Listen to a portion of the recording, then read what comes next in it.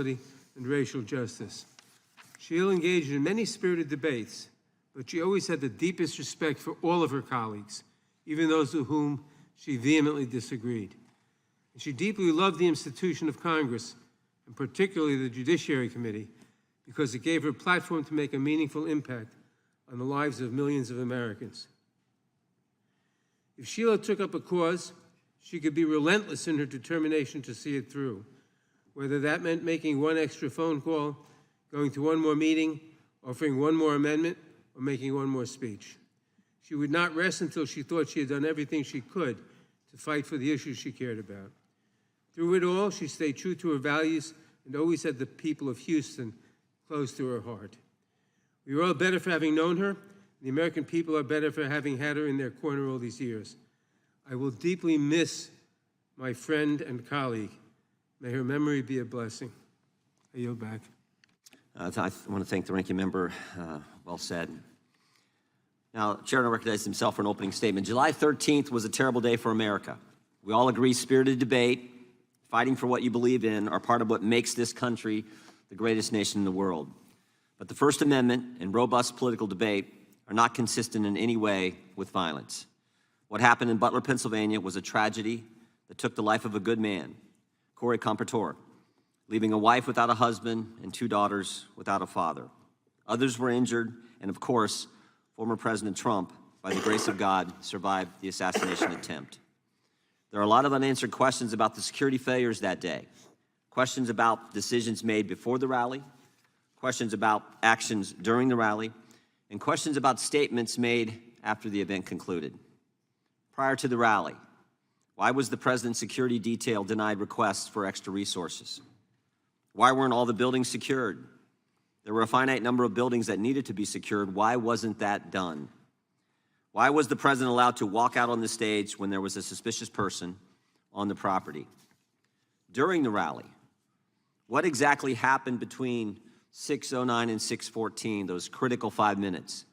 We know from briefings from the director and the deputy director at the FBI and other information we've gathered that at 6:09, the shooter was identified on the roof. At 6:10, the counter sniper was notified. Counter sniper teams were notified about the shooter. 6:11, the shooter fired several shots, injuring and killing one person, injuring others. At 6:12, the counter sniper took down the shooter, and at 6:14, President Trump was escorted off the stage by Secret Service agents. We need to know what happened play by play, moment by moment, second by second, the communications that took place, again, during that critical 5 minutes. And then finally, after the rally, why did both the Secret Service and Secretary of Homeland Security, Mayorkas, lie to the American people? July 14th, the day after the attack, Secret Service spokesman Anthony Guglielmi said this, quote, "The assertion that a member of the former president's security team requested additional security resources that the U.S. Secret Service or the Department of Homeland Security rebuffed is absolutely false." The next day, Secretary Mayorkas said, "That is an unequivocally false assertion. We had not received any requests for additional security measures that were rebuffed." But 5 days later, top officials repeatedly rejected requests from Donald Trump's security detail for more personnel.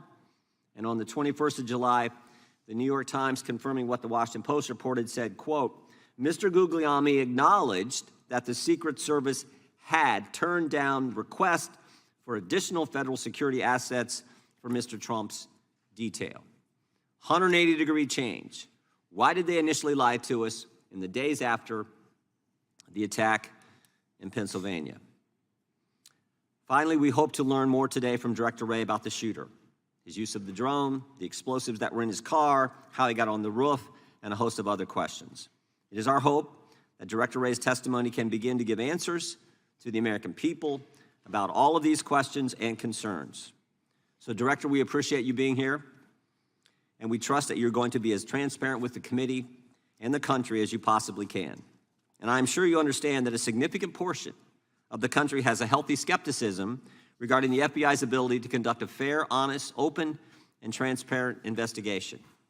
And that skepticism is based on what they've witnessed over the past several years. The American people have seen a Biden-Harris Justice Department They can't tell us who planted the pipe bombs on January 6th. They can't tell us who leaked the Dobbs opinion. And they can't tell us who put cocaine at the White House. The Biden-Harris Justice Department who raided President Trump's home. Biden-Harris Justice Department who worked with social media companies to censor Americans. The Biden-Harris Justice Department who let the country believe that the Hunter Biden laptop was misinformation when they knew at the time it was authentic.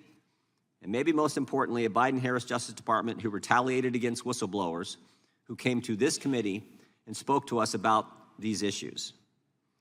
Last week, we sent you 12 questions about what occurred on July 13th.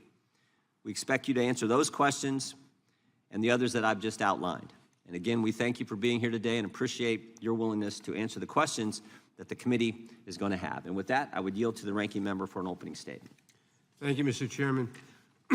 Mr. Chairman, 2 weeks ago, our country witnessed a shocking assassination attempt on a presidential candidate. Now, I disagree with Donald Trump in almost every policy area imaginable. I am frequently shocked and outraged at the plans he has for our country and the words that come out of his mouth. And I have dedicated much of the last 8 years to fighting his agenda. But regardless of my strong feelings about Donald Trump's behavior, I unequivocally and unabashedly condemn with every fiber of my being the attempt against his life. This was not just an attack on a man, but an attack on our democracy. Political violence erodes the very foundations of our nation. The concepts of freedom of speech, of peaceful transitions of power, of a democratic government at its core, these cannot exist if political violence is allowed to fester and to go unchecked. And if you think that this one assassin's bullet was a bolt out of the blue and not part of a wave of violence that has threatened this nation for years, then you have missed the point of what my Democratic colleagues and I have been imploring you to hear for some time. Election workers, many of them working for free, face near constant threats of violence. In one recent instance, an Indiana man pleaded guilty to threatening to kill an election worker who said that there were no irregularities in a recent election. That man said, quote, 10 million plus patriots will surround you when you least expect it and will expletive kill you, close quote. That is political violence. In another instance, Speaker Emeritus Nancy Pelosi's husband was bludgeoned over the head with a hammer by an intruder in his home who had been there to capture Ms. Pelosi, interrogate her, and possibly, quote, break her kneecaps because of her liberal views. That is political violence. The death threats surging against Vice President Harris, former President Obama and his wife Michelle, and Governor DeSantis, as well as many others, including videos online of individuals holding guns making assassination threats. That is political violence. The plot to kidnap Governor Gretchen Whitmer and overthrow parts of the state government. That is political violence. The brutal, deadly attack 3 years ago against this very building, with rioters breaking through police barriers to run through these halls chanting, "Kill Nancy," and "Hang Mike Pence," and even hanging a noose outside the building. These rioters battering Capitol Police officers and forcing members of Congress and their staffs to go into hiding, squatted in spaces under desks or in closets. That is political violence. This assassination attempt, as horrific as it is, should surprise no one. And you would think a political party that almost lost their presidential candidate through an act of political violence would have something to say about the way their leaders keep talking about the next election. Donald Trump has warned there will be a, quote, bloodbath if he loses. Republican Ohio State Senator George Lang said just last week at a rally for J.D. Vance that he is, quote, afraid that civil war might be necessary if Republicans lose the November election. President of the right-wing think tank and Project 2025 leader, the Heritage Foundation, Kevin Roberts, said on Stephen Bannon's podcast, quote, "We are in the process of the second American Revolution, which will remain bloodless if the left allows it to be," close quote. Republican former Alaska Governor Sarah Palin said in August of last year of Trump's indictments, "Do you want us to be in civil war? Because that's what's going to happen. We're not going to keep putting up with this. We do need to rise up and take our country back," close quote. I could go on, but it's more and more of the same. And I hear nothing from the other side of the aisle in this room about these statements. Do you support a bloodbath if you don't get the election outcome you want? Do you justify violence if the left does not agree with you? And what exactly has preoccupied this Republican majority while their allies threaten violence to their political enemies, real and imagined. We have chased down baseless conspiracy theories designed solely to influence the 2024 election in favor of Donald Trump.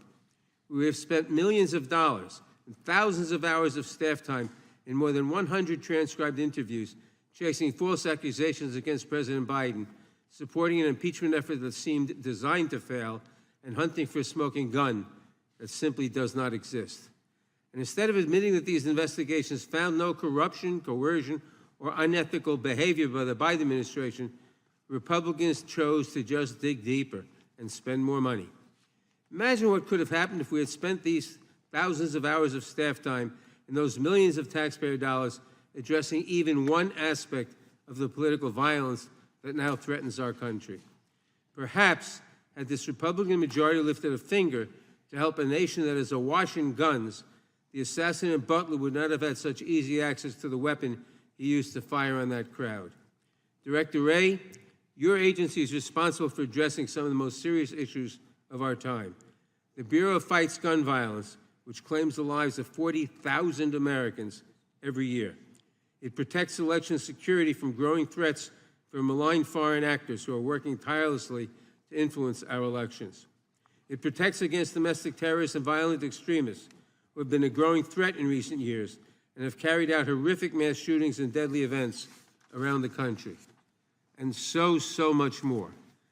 I apologize to you, Director, that instead of supporting you in these missions in the 118th Congress, some of my colleagues have instead hindered your work, maligned your agents, and called to abolish and defund your agency, all for political gain. It is despicable, especially from the party that claims to, quote, back the blue. And I know that you and your many agents and employees have paid the price for these baseless attacks.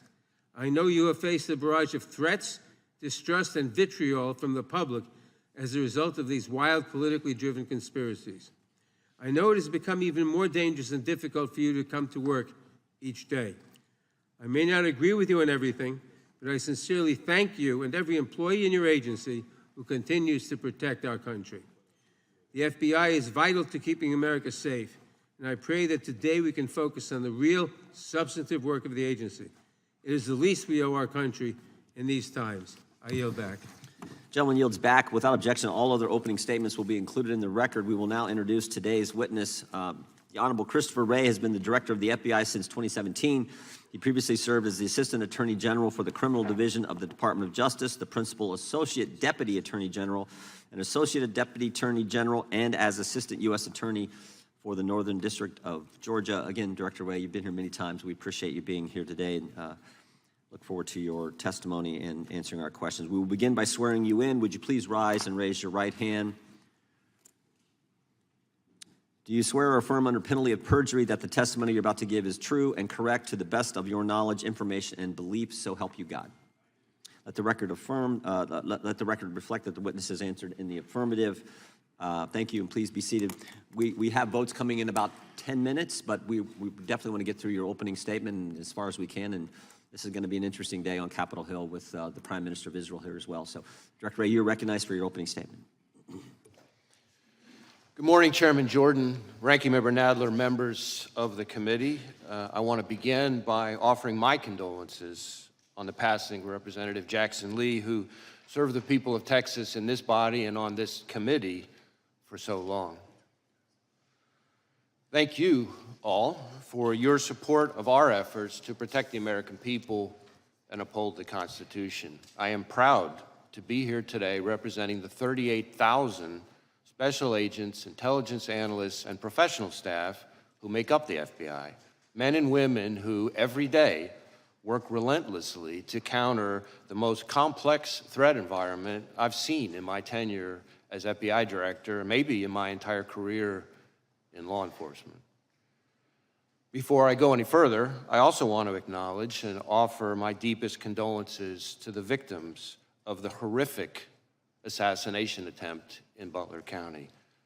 To the friends and family of Corey Comparator, who by all accounts lost his life protecting others from danger. To the other victims, two of whom were critically wounded. And of course, of course, to President Trump, former President Trump and his family. As I've said from the beginning, the attempted assassination of the former president was an attack on our democracy and our democratic process, and we will not and do not tolerate political violence of any kind, especially a despicable account of this magnitude. And I want to assure you and the American people that the men and women of the FBI will continue to work tirelessly to get to the bottom of what happened. We are bringing all the resources of the FBI to bear, both criminal and national security. Now, there's a whole lot of work underway and still a lot of work to do, and our understanding of what happened and why will continue to evolve, but we're going to leave no stone unturned. The shooter may be deceased, but the FBI's investigation is very much ongoing. To that point, I also want to acknowledge that I recognize both the congressional and the public interest in this case and the importance of this investigation to the American people. And I understand there are a lot of open questions. So while the investigation is very much ongoing and our assessments of the shooter and his actions continue to evolve, my hope here today is to do my best to provide you with all the information I can, given where we are at this point. I have been saying for some time now that we are living in an elevated threat environment. And tragically, the Butler County assassination attempt is another example, a particularly heinous and very public one, of what I've been talking about.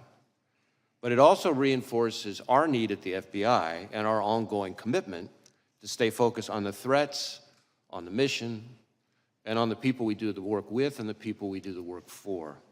Every day, all across this country and indeed around the world, the men and women of the FBI are doing just that, working around the clock to counter the threats we face. Just in the last year, for example, in California, the FBI and our partners targeted an organized crime syndicate responsible for trafficking fentanyl, meth, and cocaine all across North America. We charged the Mexican-based suppliers who brought the drugs into the United States, a network of Canada-based truck drivers who delivered the drugs, and the distributors in the United States who spread the poison into our communities. Staying on threats emanating from the border, I have warned for some time now about the threat that foreign terrorists may seek to exploit our southwest border or some other port of entry to advance a plot against Americans. Just last month, for instance, the Bureau and our Joint Terrorism Task Forces worked with ICE in multiple cities across the country as several individuals with suspected international terrorist ties were arrested using ICE's immigration authorities. Leading up to those arrests, hundreds of FBI employees dedicated countless hours to understand the threat and identify additional individuals of concern. Now, the physical security of the border is, of course, not in the FBI's lane, but as the threat has escalated, we're working with our partners in law enforcement and the intelligence community to find and stop foreign terrorists who would harm Americans and our interests. As concerning as the known or suspected terrorists encountered at the border are, perhaps even more concerning are those we do not yet know about because they provided fake documents or because we didn't have information connecting them to terrorism at the time they arrived in the United States. Staying ahead of today's threats demands that we work together. And for the FBI, that means doubling down on our partnerships, especially with state and local law enforcement.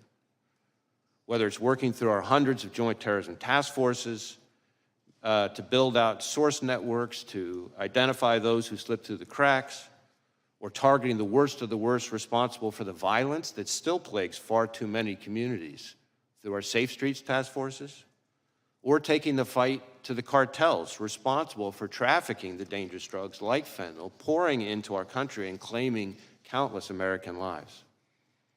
Staying ahead of the threat also means continuing to disrupt the cyber criminals ravaging businesses, large and small, and confronting nation states like China, targeting our innovation and our critical infrastructure.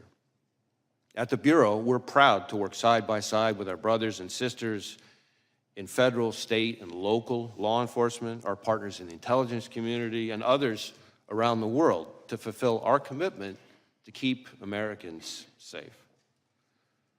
Now, on Friday, the FBI will celebrate its 116th anniversary. 116 years of protecting the American people and upholding the Constitution. 116 years of working with our partners to safeguard the communities we serve.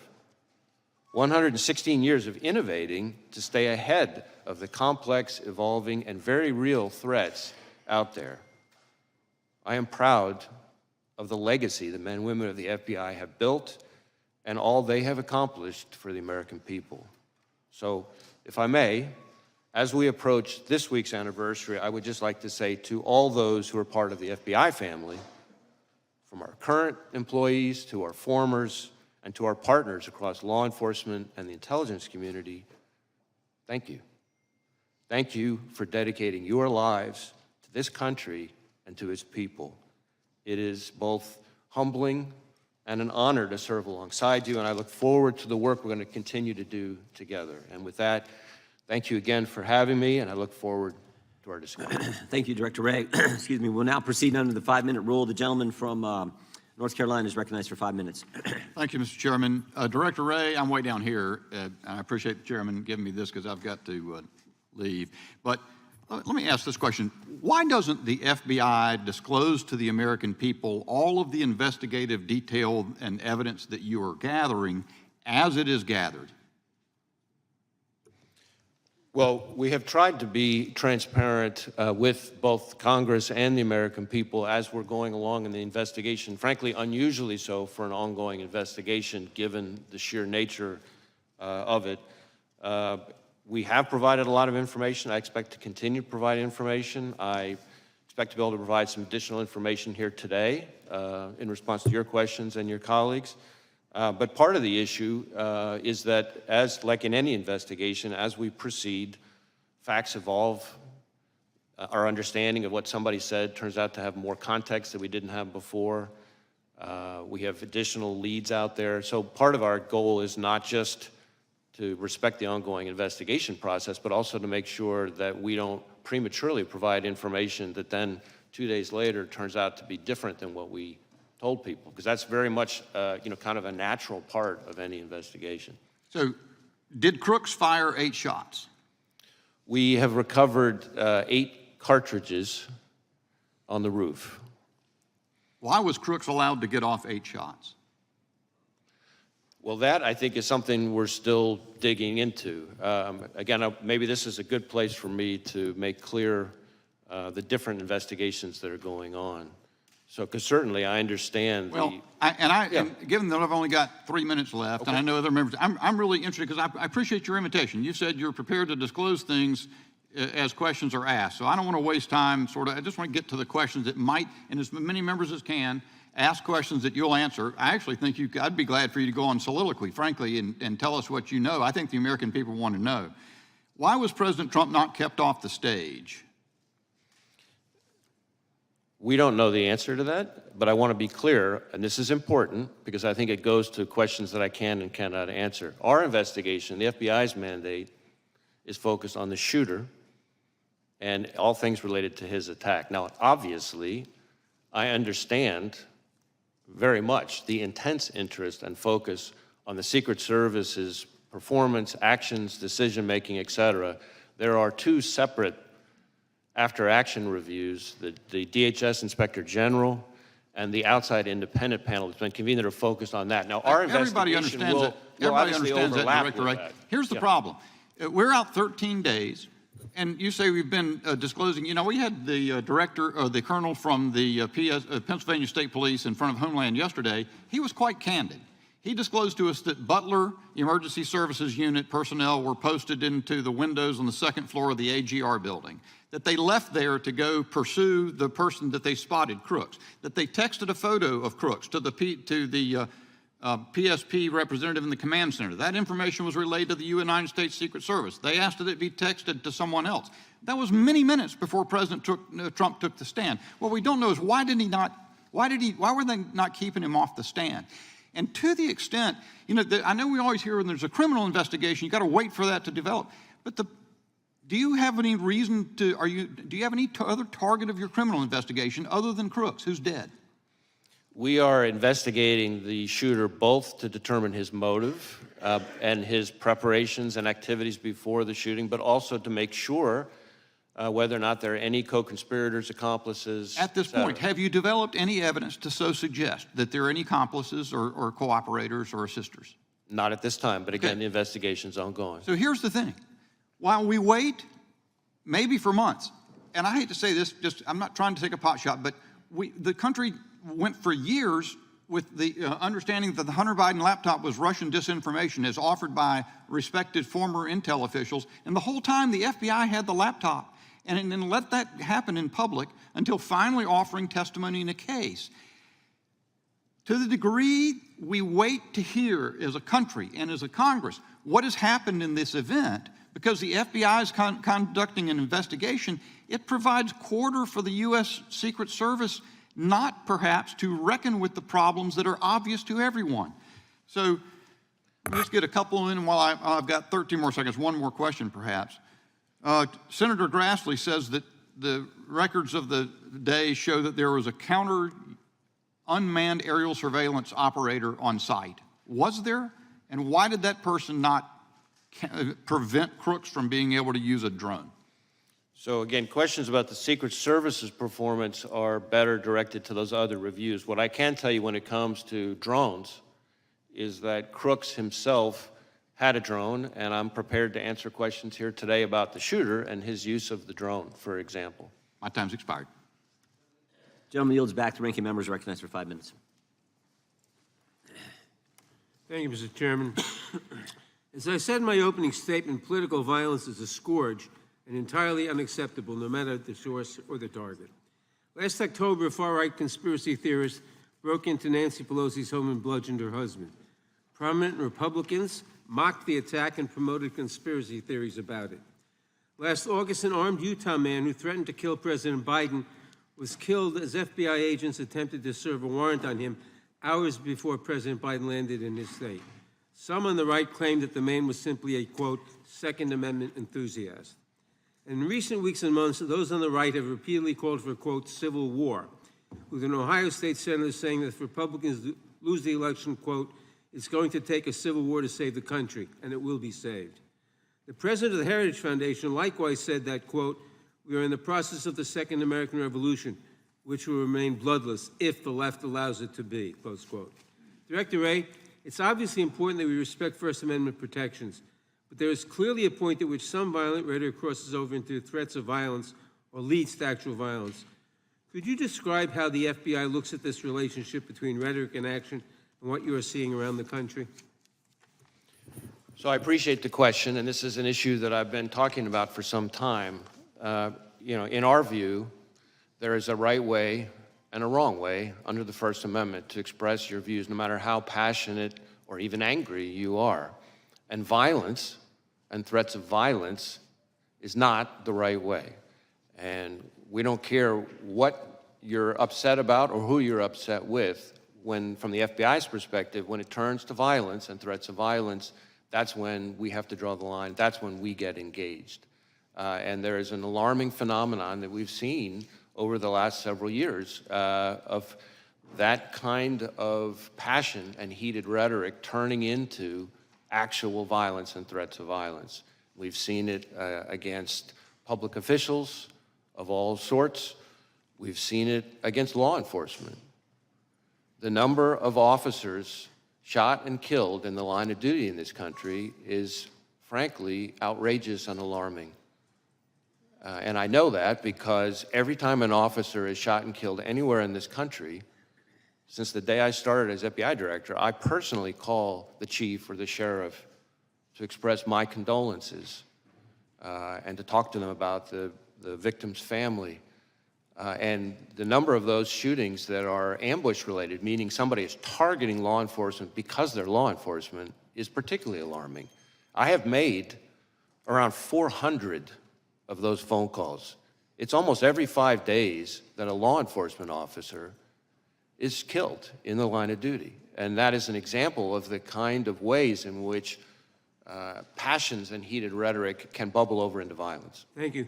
Members of Congress, their families, and their staffs have witnessed an alarming rise in threats against them. I appreciate the work your agency has done to investigate and address these threats, but I'm concerned that we do not seem to be stemming the tide. What is the FBI doing to ensure that members of Congress, their families, and their staffs are safe? So we have a very close relationship with the Capitol Police, and we have members of the Capitol Police, for example, who are on some of our task forces. We share intelligence information about things that we're seeing, trends that we're seeing with Capitol Police and others in law enforcement. Obviously, if we have specific information about an effort to target a member of Congress, then we're getting with Capitol Police in a much more specific way. But those are some of the things that we're doing. Thank you. Now, Director, your office is leading the investigation into the attempted assassination of Donald Trump. Republicans in Congress, including members of this committee, have repeatedly called for defunding the FBI. What impact would defunding or even just limiting your funding have on the FBI's ability to conduct this and other investigations? So I understand that there are heated views, opinions about us, just like there are about every institution in today's America, but cutting our funding is incredibly short-sighted, and the people it really hurts are state and local law enforcement and the American people we're all sworn to protect. Thank you. During my remaining time, I want to turn to a different matter. In recent days, Republican members of Congress have attacked presumptive Democratic presidential nominee Kamala Harris as a, quote, DEI candidate, which presumably is code for women and person of color. It's not a new theme for them. In May, Chairman Jordan wrote to you claiming that because of DEI initiatives, the FBI is no longer hiring, quote, the best and brightest candidates to fill the position of special agent. With my remaining time, Director Wray, can you please answer the following questions? Is it true that hiring women and people of color means that FBI is no longer hiring the best and the brightest to serve as law enforcement officers? Is there any evidence that women and people of color are less effective in law enforcement roles? And what message does it send to prospective applicants when the leaders demean them and make judgments about them based solely on their race or gender? Witness may respond. So any notion that we have lowered our standards, our hiring standards, is just not accurate. In fact, our standards are as competitive and selective as ever. We have tens of thousands of people applying, and our selection rate is about 3.1%, which is more selective than just about any university in the country. And most of our applicants, I think something like 50% of them are coming from military or law enforcement backgrounds. About 50% of them also have advanced degrees. The average age is around 31, which means they're bringing a wealth of personal and professional experience when they arrive. And to suggest that those people, because of efforts related to diversity or anything like that, are less qualified, frankly, is not at all consistent with what I see, having visited all of our field offices and seen these young people in action, and I think is an insult to those hardworking men and women who've signed up to dedicate their lives for this country. Thank you, Director. I yield back. Gentleman yields back. Director, let me go back to where Mr. Bishop was. Tell me about the drone. You act like you wanted to fill us in on that. Fill us in. So we have recovered a drone that the shooter appears to have used. It's being exploited and analyzed by the FBI lab. The drone was recovered in his vehicle. So at the time of the shooting, the drone was in his vehicle with the controller.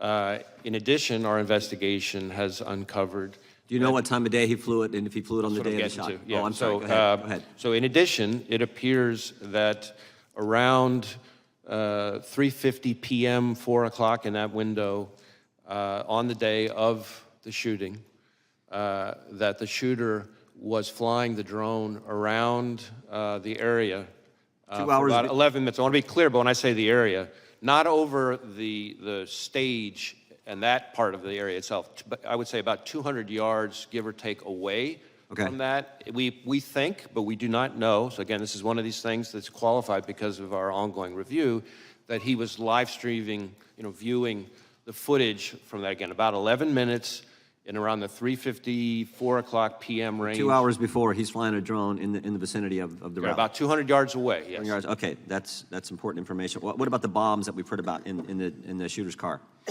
So again, the FBI lab is exploiting those explosive devices. Yep. There were, we've recovered 3 devices, 2 in his vehicle and 1 back in his residence. Are these what you would call, your experts would call sophisticated operations, or this? I don't know. That's what I've been told by people who have some understanding of this area. Yeah, I think it's, we've seen more sophisticated and less. I would say these are relatively, again, keyword relatively crude devices themselves, but they did have the ability to be detonated remotely. And so to that point, in addition to the 2 devices that we recovered out of his vehicle, there were receivers for those 2 explosive devices with the devices. And then on the shooter himself, when he was killed by law enforcement, he had a transmitter with him. Now, I do want to add one important point here, is at the moment, it looks to us, again, ongoing review, and I can't say that too many times. At a moment, it looks like because of the on-off position on the receivers, that if he had tried to detonate those devices from the roof, it would not have worked. Okay. But that doesn't mean the explosives weren't dangerous. And I'm sure we're going to get into all these subjects a little bit later as well. Tell us what you can about the encrypted platforms we've heard about. So one of the things that we're drilling into hard with the shooter in an effort to try to learn more about his state of mind, his motive, his ideology, his context, everything else, is to look at all of his devices, any social media accounts he had, et cetera. And one of the things we've learned in finally getting into his phone, which was also a significant technical challenge from an encryption perspective, but in addition, once we got on the phone, it turned out he was using some encrypted messaging applications. And again, the same question relative to the bombs. Was this pretty sophisticated, or is this is the kind of the norm you see with folks like, similar situation? How would you describe on this subject, I would say this has unfortunately now become very commonplace, and it's a real challenge for not just the FBI, but state and local law enforcement all over the state. Tell me exactly the scope of, does the scope of your investigation include what I call that critical 5 minutes from when the 6:09, when this is based, I think, on information you've given to Congress, 6:09 when the shooter's identified on the roof, and 6:14 when President Trump is ultimately escorted off, and all that happens, the shots that take place in between there. Do you have access to the communications that were going on at the time in that critical 5 minutes?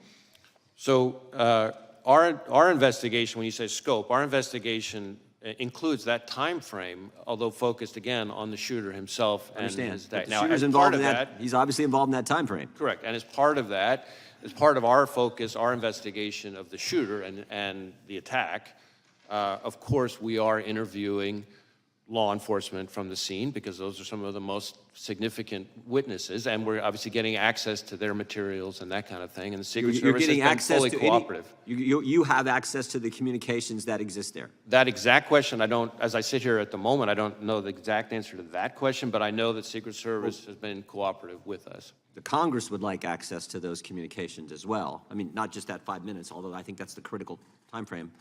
There's lots of communications we'd love to have access as well. I see my time is up, and they have called votes on the floor. I think there are about 6 minutes left in votes, so the committee will stand in recess until approximately 10 minutes after votes conclude on the House floor.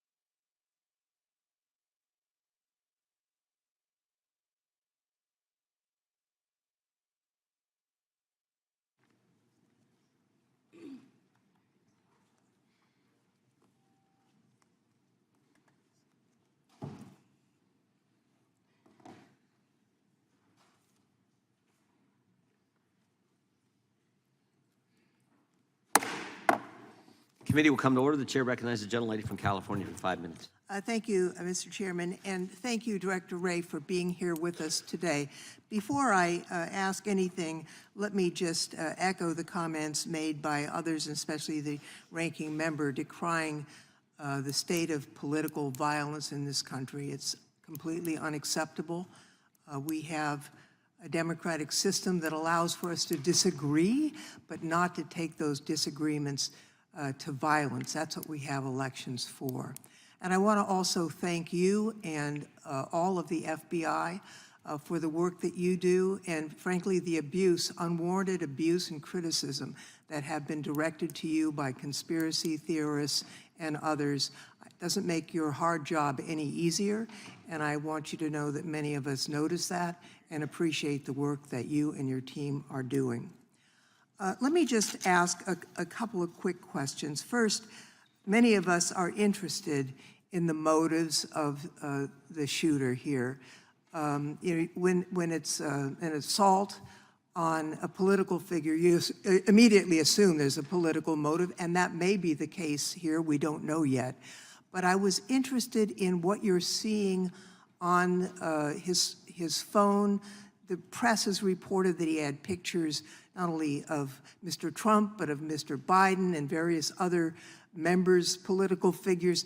Can you discern, was there an element of, mainly Republicans, maybe Democrats? Was it all over the board? Can you enlighten us about that? Well, this is a place where it's particularly important for me to reiterate the caveat that I've included before, because in this instance in particular, we have a lot of legal process out for additional accounts and things like that that the shooter is associated with. So we're hoping to learn more, and we're still exploiting a number of the digital devices. Right. I think it's fair to say that we do not yet have a clear picture of his motive, and I think it's important for me to explain, because I understand, of course, why everybody wants to know the answers to those questions. Often in an investigation, from interviewing people that the subject was in close contact with, looking at the individual's social media accounts, messages, often things, physical evidence in the person's residence. You might see a manifesto, things like that. We're not seeing that yet, but we are digging in hard, because this is one of the central questions for us. What I can say is that the shooter appears to have done a lot of searches of public figures in general, but so far we're seeing kind of news articles and things like that, and so the images that have been reported about, really what we're talking about there are when you do a news search of an article, the image appears in the cache, as opposed to like a search for that specific individual. But again, I really want to be clear that that's a place that we're doing a lot of work right now, and so more to come on that. Well, I thank you for that clarification. We're interested also in the role of access to weapons when it comes to this terrible crime. The shooter used a semi-automatic rifle, really a weapon of war, that sadly has also been used in mass shootings around the country, including in my own district. It seems to me that the assault weapons ban that was once in place has to be a part of the national answer to curbing the epidemic of gun violence in America. I wonder if you could, with your help, Director Wray, understand a few aspects of the investigation.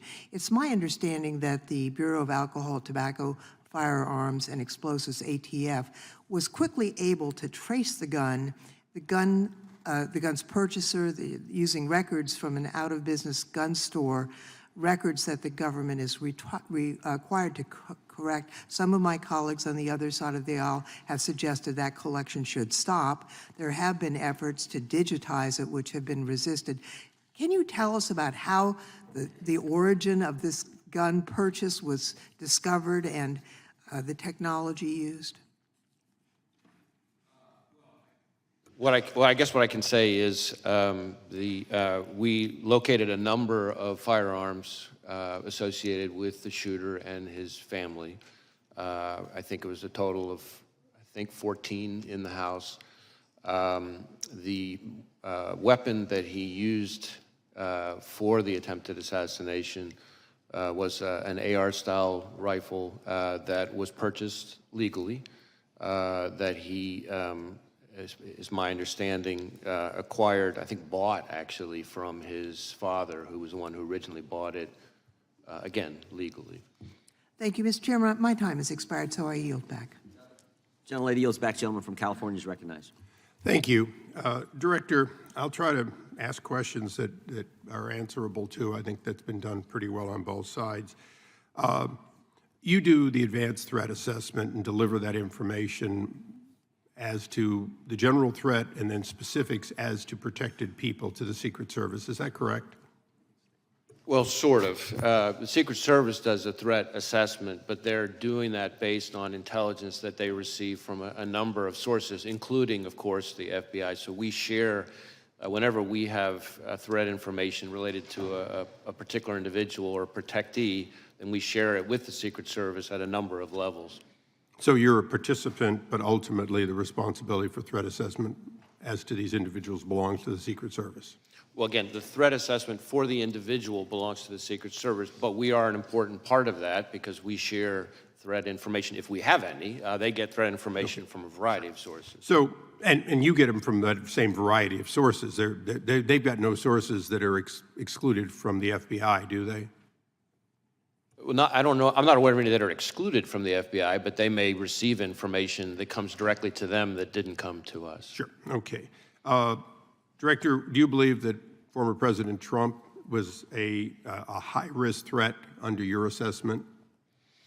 Well, I believe that former President Trump, really, frankly, like any president or former president, is a very high-profile figure and attracts a lot of, unfortunately, the kind of threats we've been talking about. It's fair to say, not on a scale of 1 to a million with little nuances, but on a scale of 1 to 10, President Trump's risk was very similar to a current president, very similar to, because he was the presumptive nominee and leading in the polls and so on, that he was a high risk by any standard. Is that correct? Certainly, there's a reason why he has so much protection around him. Okay. Robert F. Kennedy Jr., the son of assassinated senator and the nephew of an assassinated president, would you say he was also, as a presidential candidate, at significant risk?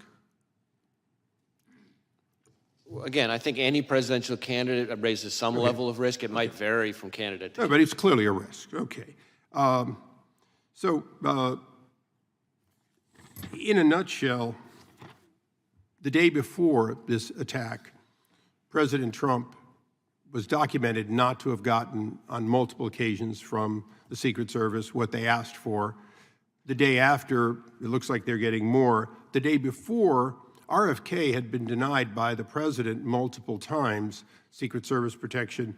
The day after, he now has it. So now my question is the actions of a 20-year-old with a lone gunman on a roof sufficient to change the risk assessment in your mind for President Trump and RFK, or are we just realizing the threat that was always there and being more appropriate in matching it? And I know that's a little vague, but you've been at this for a long time. Hindsight is 20/20. Now that we have hindsight, is it fair to say that giving Robert F. Kennedy Jr. security, upping the security, including drones, overhead support for the president, former president, these are all things that in hindsight should have been done the day before?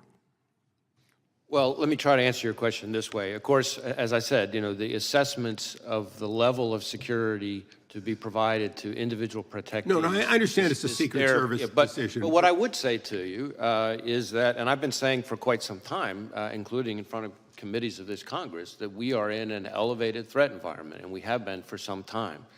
And that comes from a variety of quarters. It is, quite frankly, a dangerous time to be a prominent public official. And in regards to that, the other side has spent a lot of time talking about what people on the right have said. But there was an attempted assassination on a Supreme Court justice. We have had the highest-ranking senator on the other side of this body saying that there were actions, that they were accountable. We have had multiple members of Congress in both the House and the Senate berating the character of members of the Supreme Court as a result of their decisions made, both, sometimes 6-3, sometimes unanimous, whatever. Are those comments, not any one of them, but are those comments and the generation of that sort of, oh, this guy's bad for democracy, this Supreme Court justice is a threat to democracy, is that the kind of thing that raises the threat level, and would you caution against that? Well, I do believe that we've seen an increase in threats of violence, which again, that's the FBI's lane, not rhetoric, no matter how despicable or heated it is, but violence and threats of violence. We have seen an uptick in threats towards judges, among other prominent public officials, including, as you say, a case that we helped investigate involving a threat to a sitting Supreme Court justice. An attempt. An attempt. Yeah, thank correct. you. Right. I think it's a reflection of a broader phenomenon that we are seeing in this country, where people, again, very passionate, I respect that, very angry, I respect that, but there's a right way and a wrong way to express yourself when you're angry. And violence and threats of violence just can't be it. And that's where we fit in. It's not my role as FBI director to call out particular people's rhetoric. There's a place for that, but that's not my role as FBI director. But when it turns to violence and threats of violence, that has to be treated as unacceptable, and that's the way we look at it. Thank you, Mr. Chairman. I yield back. Director, when did the FBI learn that Iran was threatening President Trump's life?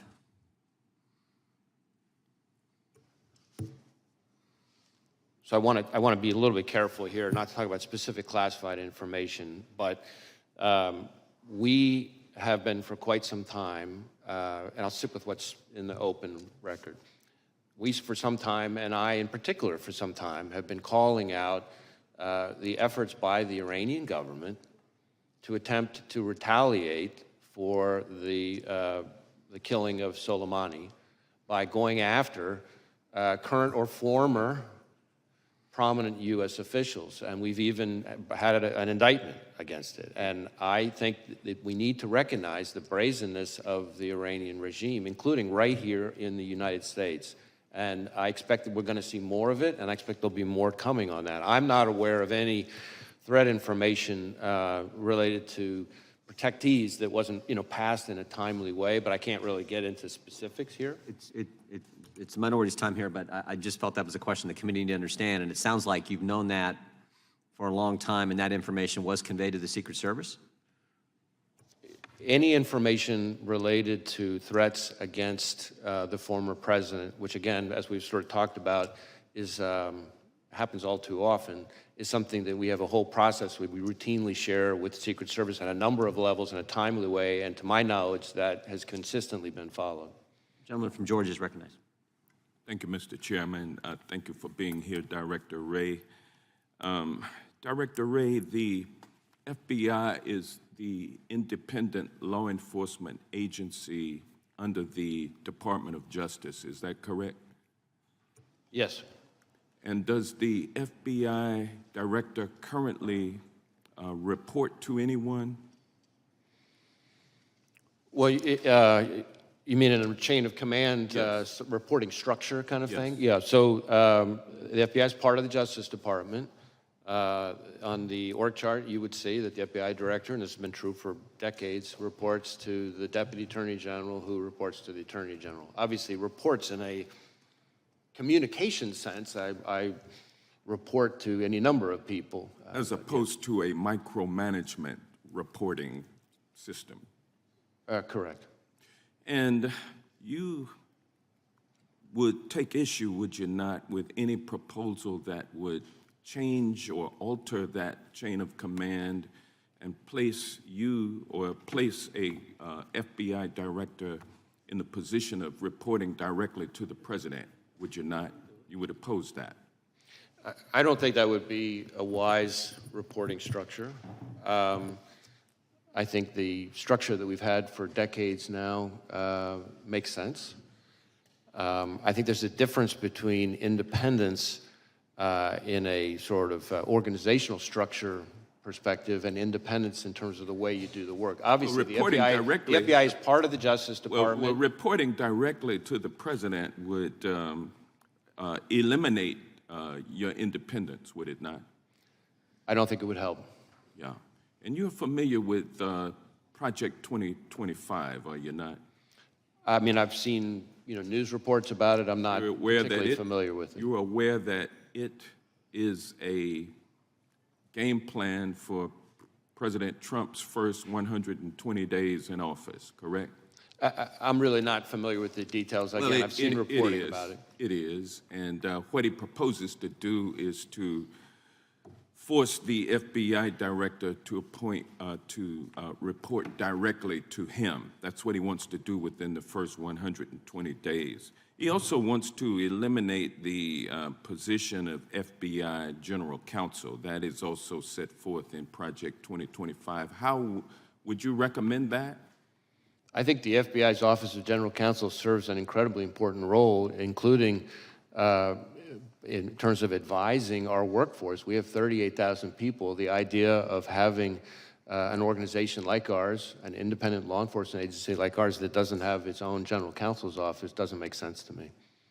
Well, it would seem like any proposal that would force the director to report to the president, and then there would be no legal counsel for the director of the FBI.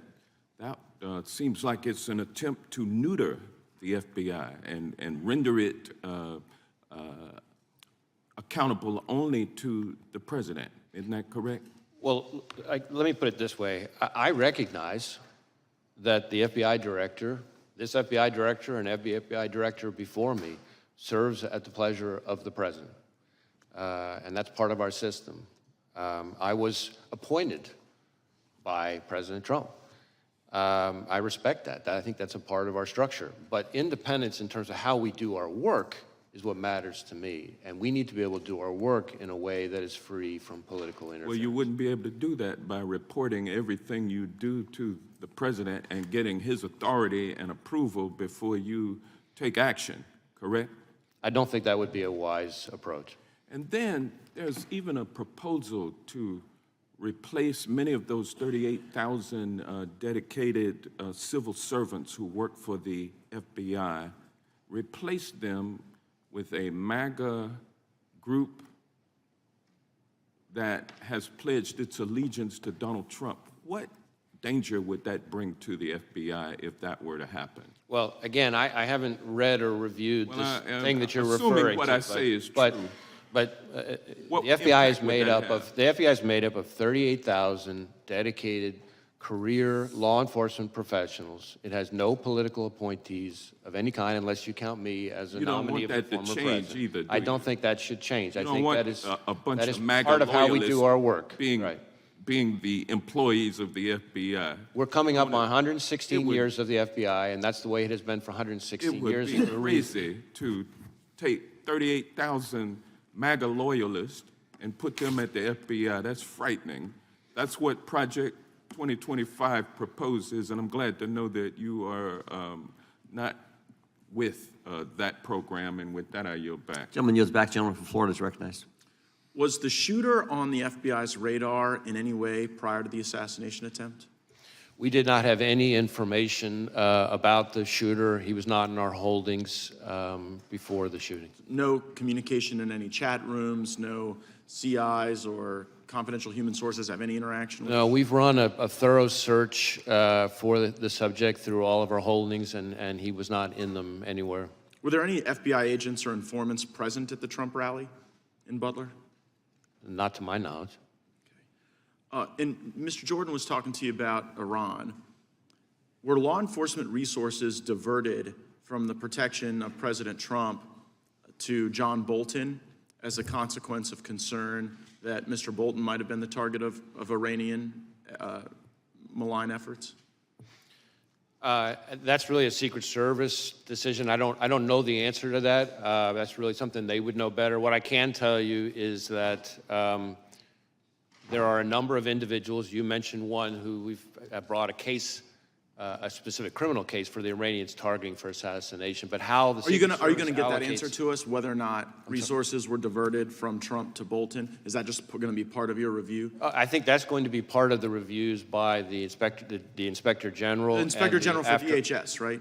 Of DHS Right, and I- the outside got it. panel. And I think that's after an important point because the Inspector General for DHS has really fallen out of favor with the administration because he's been pointing out all the problems on the border with Mayorkas and Biden, and we're always kind of worried that they're about to fire him, which would be a really bad idea now that this role that you've identified is so critical. Be a bad idea to fire the IG for DHS during the pendency of this, right, Mr. Director? I don't think that would be a good idea. I'm with you on that. So I want to zoom out a little bit.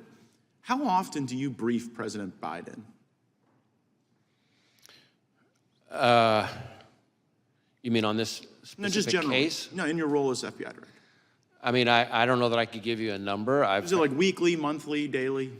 It's not at a regular cadence. There have been times when there have been months at a time when I haven't, and then there have been times when several days apart I have. It's always with other people. The vice president, is she typically there? Often has been. Okay, so when did you notice his decline? In my interactions, in my role, all my interactions with the current president have been completely professional. Right, but I mean the cognitive decline. I'm not saying he treated you unprofessionally, just maybe not picking things up as quickly as he used to. Again, I don't meet with him very often, but what you're describing is not something that I've observed during my interactions with him. I mean, we've had it observed so often that the ranking member and Mr. Schiff on this committee have said that he could no longer continue as a candidate. And so, since you're the FBI director, I was just sort of wondering, like, who's running the country? Like if something bad happened, you'd have to go brief President Biden about it right now? God forbid? And on any number of occasions, I have briefed the president, and as I said, those briefings have all been uneventful and unremarkable. Oh, I can imagine them being uneventful. But in the work where the vice president's also present, like you say, there's like more than half the time there's these briefings, she's there too? I don't know if I'd said more than half the time. Certainly, there have been times where she's been present. There have been other times where she hasn't. I take you at your word when you say this is the most complicated threat environment you've ever observed over a long career in law enforcement.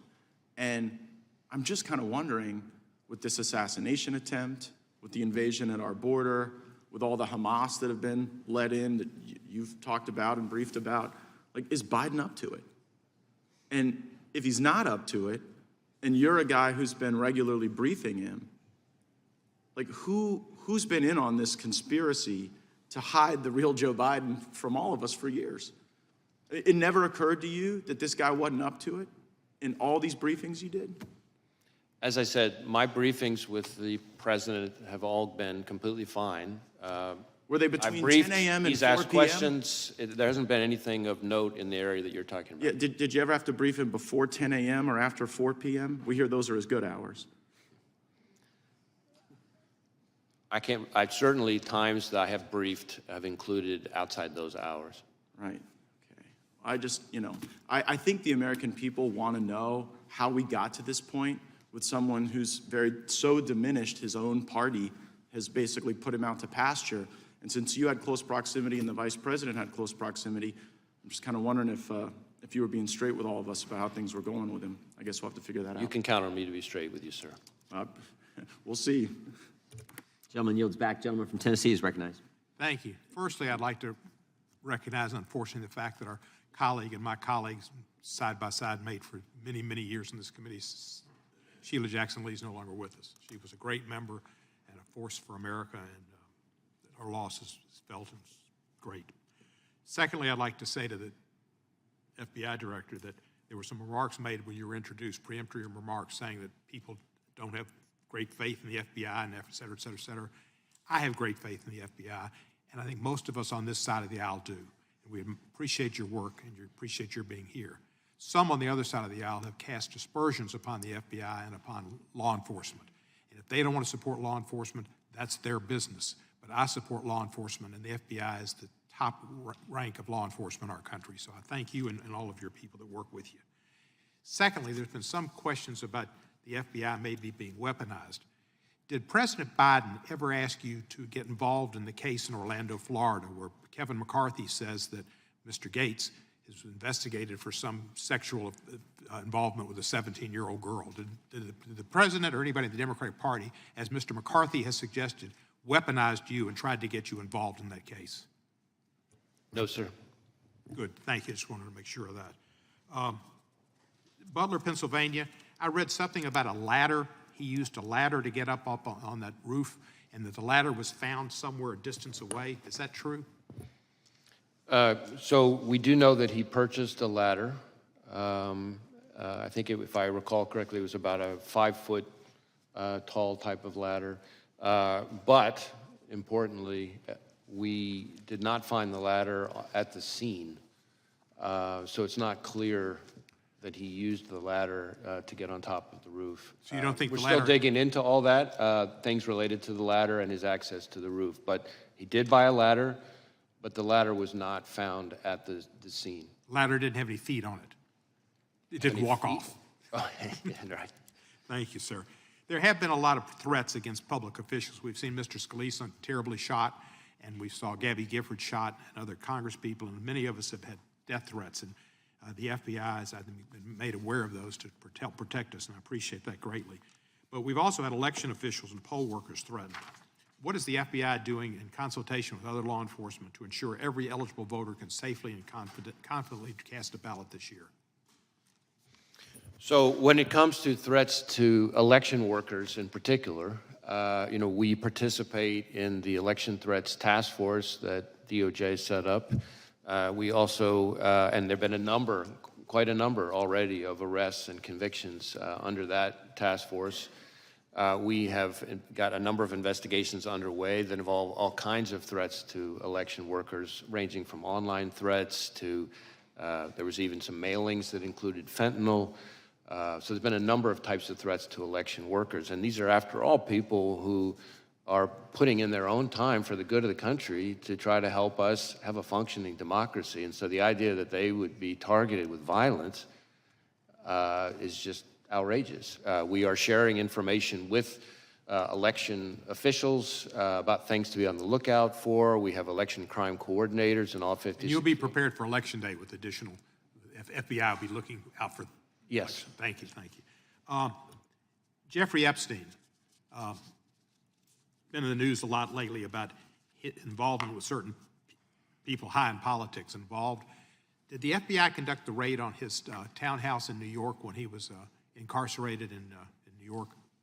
There was a raid on his East Side townhouse. Well, I don't know about a raid. I know we executed a number of searches in the course of our fairly extensive investigation related to Mr. Epstein. Can you tell me, during that search, if you came across and have within the possession of the FBI tapes of him with other individuals that he might have taken in, people in compromising positions? Yeah, I don't know that there's anything I can share related to that. I can see if there's information we could provide and maybe get back to you on it. If there were tapes of people in prominent positions, friends of his he posed for pictures with, possibly in compromising positions, it would be, the public, I think, has a right to see those. Well, I mean, how we handle evidence recovered in a criminal investigation has all kinds of rules that apply to it. I recognize the intense public interest in the subject, but we'd have to follow our rules. But I'm happy, like I said, I'm happy to follow up with my team on it. Thank you, sir, and I appreciate your service, and thank you for being here today. The gentleman yield the last 5. The chair now recognizes the gentleman from Arizona. Thank you, Mr. Chairman, and thank you, Director Wray, for being here. How many shots did the shooter fire? Well, we know that he fired at least 8 because we recovered 8 cartridges on the roof. Okay, and are all the cartridges and the unspent bullets, have they been, you know how many there are? You've accounted for all of those? We, so I assume, yeah. We believe we have. Again, there was lots of work still ongoing, but yes, we believe we have accounted. And did the recovered shells, the cartridges, match the shooter's rifle? My recollection is yes. Okay. And you conducted an analysis that confirms that? Well, we work with ATF, but yes, so some of the work has been divided up. But. And how many shells casings were recovered from the location of the counter snipers? I'm sorry, I couldn't hear the last part. From the counter snipers location? That I don't have the answer, at least here at my fingertips. Okay. Did the blood and tissue pattern of the shooter, did it match the stories or the witness testimony that you've heard so far? Can you, I'm not sure I'm following the question. Well, I assume you've interviewed the counter snipers, or you have that evidence, and other witnesses describing the kill of the shooter. And I'm wondering if the blood and tissue and brain matter is consistent with the testimony that you're receiving. In other words, is the physical... In terms of the manner of death? Exactly. Is the physical evidence consistent with where the shot from the counter sniper took place? Yeah, so the autopsy is being handled by, as is not unusual, the state authorities. My understanding is thus far, I don't think it's fully complete, which is not, again, not totally unusual. But so far, nothing remarkable on that front. That's from the body itself, but from actually the scene where the shooter was found, is everything consistent with the testimony, the physical evidence at the scene? Is that consistent with the testimony you've seen, that you've heard so far? So far, yes. Again, ongoing investigation. Were you able to determine whether the shooter took the gun up with him when he climbed up to the top of the roof, or was it already placed there somewhere? So that is something that we're drilling into right now that we don't know the answer to yet. I can tell you, which may be relevant, though, to your question, that, and I don't think this has been reported yet, that the weapon had a collapsible stock, which could explain why it might have been less easy for people to observe. You know, because one of the things that we're finding is people have observed him, the first people to observe him with the weapon were when he was already on the roof, and we haven't yet found anybody with firsthand observation of him with the weapon walking around beforehand. So that doesn't mean he wasn't, obviously, but the collapsible stock is potentially a very significant feature that might be relevant to that. Did he have a scope? I believe so, but as I sit here right now, I don't remember. Okay. You mentioned about 2 hours before the incident that he'd had a drone and he was using a drone. Instead of me putting words in your mouth, just tell me how you discovered the drone, how you discovered the time, and how you discovered, if you can describe what he would have been observing with the drone and how you determined that, please. So this is something that's very much ongoing right now. We're going back and forth with our lab as they continue to do work on it. What I would say is the drone was in his car. As I said, we've been able to, by exploiting the drone, determine, its use and flight paths. There were no pictures or videos on the drone of the day of the rally, for example, but we have been able to reverse engineer the flight path of the drone from the day of the rally, and that's how we know that for about 11 minutes, from I think it's around 3:50 p.m. to 4 p.m., somewhere in that range, he was flying the drone, and we have the flight path. It's about 200 yards away from where former President Trump would ultimately be speaking. And so that would have primarily given him a vantage point. I'm trying to think how to describe this. If the former president's podium is that way, yeah, the drone would be over here looking, say 200 yards again off this way, looking back. So it would have shown the shooter, we think, again, we're still doing more work on this. I really want to qualify what I'm saying, but I'm trying to be transparent and lean in here. We think it would have shown him kind of what would have been behind him. But when you say behind him, behind the shooter? Correct. Like, in other words, almost like giving him a rear view mirror of the scene behind him, except again, he wasn't flying it overhead while he was later back for the assassination. But he would have had, with the drone, he would have been able to also assess kind of what, because the stage, I assume, was already set, he would have been able to assess that angle with the rooftop as well, forward and backward, I assume. Well, certainly going towards the... Right. towards the podium. Again, we're still trying to figure out exactly what he saw, because we're having to, in effect, because there's no recording of what he saw during those 11 minutes, you know, our hypothesis at this point, the experts think he would have been live streaming it. And so we're trying to, in effect, say, okay, if this was the flight pattern, given these capabilities of the drone, what would you have seen? What could you have seen for those 11 minutes? And again, it wasn't over the stage or the kind of the hub of the rally. It was about 200 yards away, but it looks like it would have been looking, let's say, you know, length of a football field or so, more, you know, kind of towards the podium. Great, thank you, Mr. How many separate times was the shooter on the premises? So again, with the caveat that we're continuing to do work on it, we believe that the first time he traveled to the grounds was, I think, a week before, and he spent roughly 20 minutes there. Then he went to the grounds again on the morning of the event, it appears, for about 70 minutes, I think, but again, I qualify that. I'd have to go back and look to be sure of that part. And then he came back in the afternoon, so that would be, I guess, a third time for good. But that included things like this drone activity we just talked about. Gentleman from California is recognized. Thank you, Mr. Chairman. Director, thank you for appearing. Thank you for the extraordinary job that you're doing.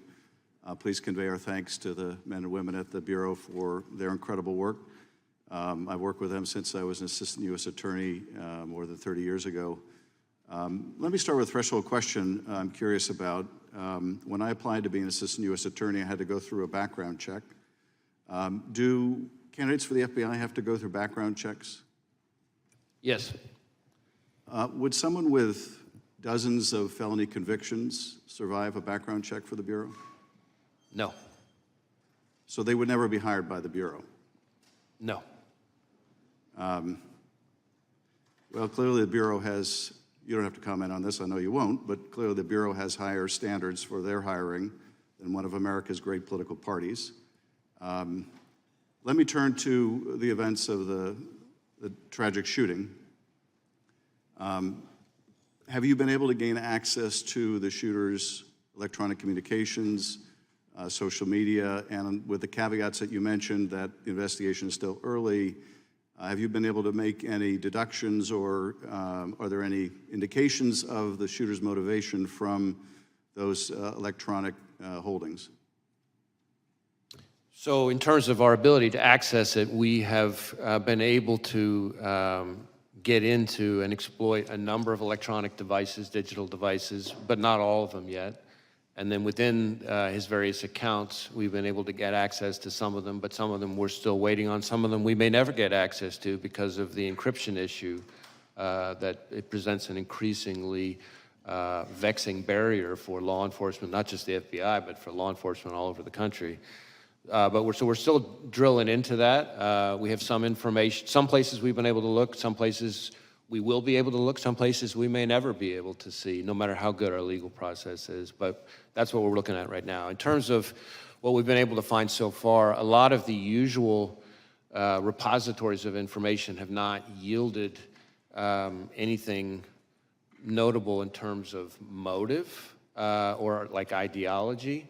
Having said that, it does appear fairly clear that he was interested in public figures, kind of more broadly, and I think this is important, that starting somewhere around July 6th or so, he became very focused on former President Trump and this rally. And so one of the things that I can share here today that has not been shared yet is that we've just in the last couple of days found that from our review, to your point about devices, analysis of a laptop that the investigation ties to the shooter reveals that on July 6th, he did a Google search for, quote, how far away was Oswald from Kennedy? And so that's a search that obviously is significant in terms of his state of mind. That is the same day that it appears that he registered for the Butler rally. And when you say that his electronic holdings indicated an interest in different public figures, without revealing anything you're not comfortable revealing about those public figures, can you tell us anything generally about them, either the offices they hold, their political party, or was it simply people of a high profile? Well, a couple things. First,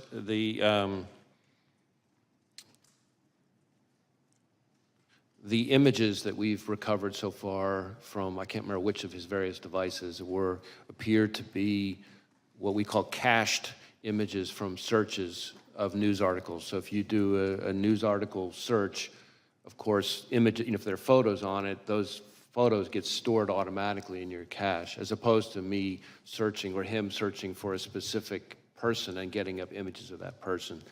As far as the pictures that are like that, there doesn't seem to be a whole lot of rhyme or reason to it so far, other than these are, all prominent public people, but they cover both parties, they cover both U.S. people and even some foreign public officials.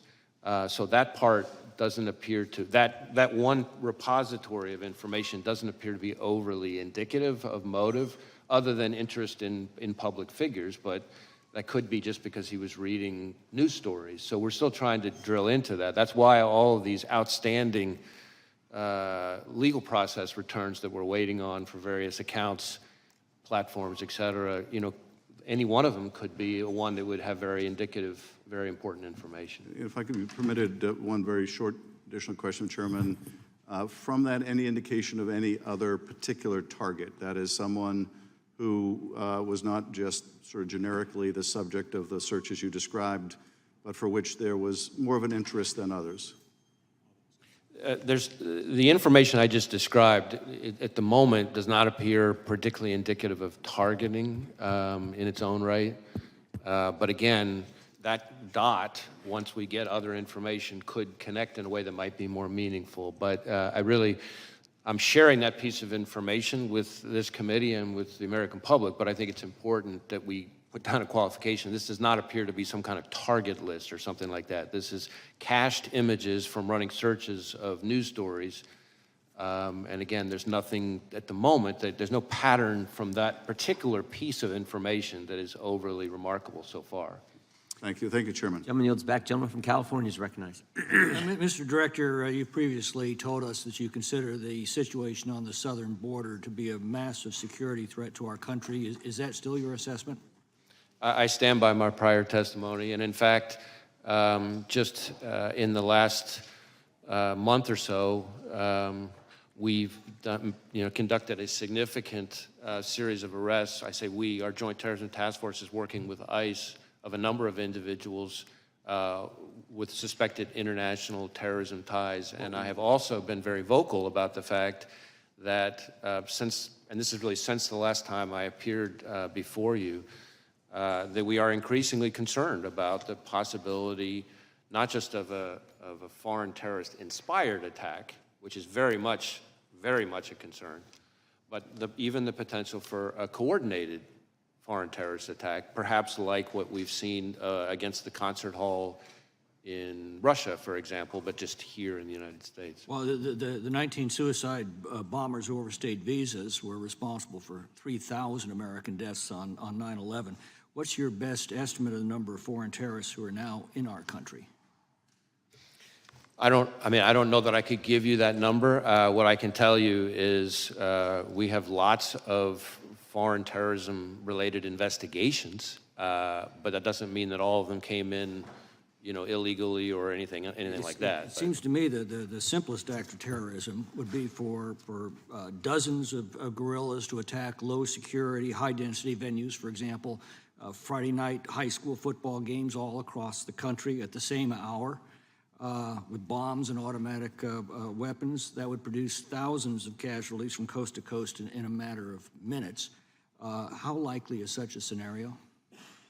Well, what you're describing would require, of course, a lot of coordination But what I will tell you, and I think you're onto a particularly important point from my perspective, which is that unlike the 9/11 attacks, which, again, I was in FBI headquarters on the day of 9/11, and so I remember it vividly, and I've spent plenty of time in the period after that in my prior positions engaged with the families and the victims. But what we're seeing more and more with the foreign terrorist threat, and frankly also the domestic terrorism threat, is a focus on kind of like what you're talking about, well, what I would call soft targets, which is really for the American people's benefit, just intelligence community speak for where everyday people live their everyday lives. What terrorist groups have now infiltrated our country that you're tracking?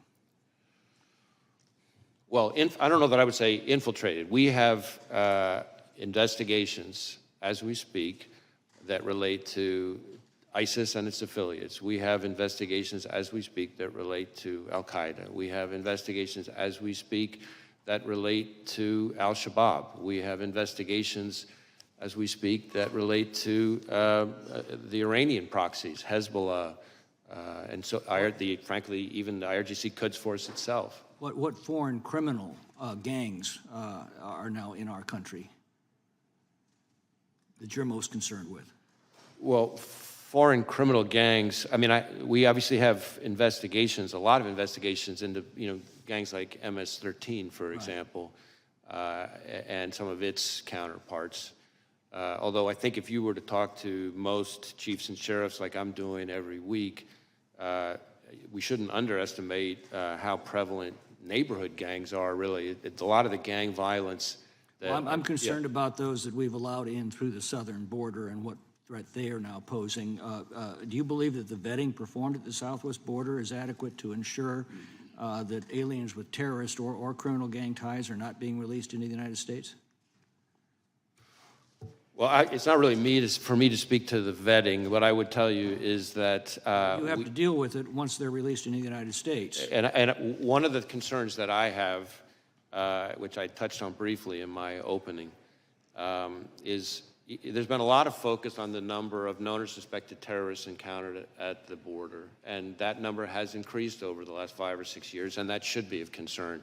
But frankly, to me, the bigger concern is individuals who weren't either weren't on the watch list at the time they came in because there wasn't information known yet that ties them to terrorism, and it's only after they get in that some new piece of information develops somewhere overseas, and now we know. That's a bigger concern. We've been warned that they basically vet against a blank sheet of paper. If they don't have a record in this country, Border Patrol probably doesn't have any record. They're released into the country, and you find out later of the dangers. Right, or if they use fake documents and there aren't biometrics to connect them. Sometimes there are people who come in who, because of the nature of the threat information that puts somebody on the watch list, there wasn't, fingerprints from the person at the time, because not every piece of intelligence comes with fingerprints. So then the guy comes in using fake ID, and of course, there's no reason to connect them. And of course, the 2 million gotaways you know absolutely nothing about. Exactly. Well, I don't know about absolutely nothing, because we may come across them in other things. I mean, one of the key parts of our collective defense here is that we work with 800,000 sworn law enforcement across the country, and we train them on the right questions to ask and things like that, so that we can build in additional eyes and ears if they, do a traffic stop or whatever happens to be.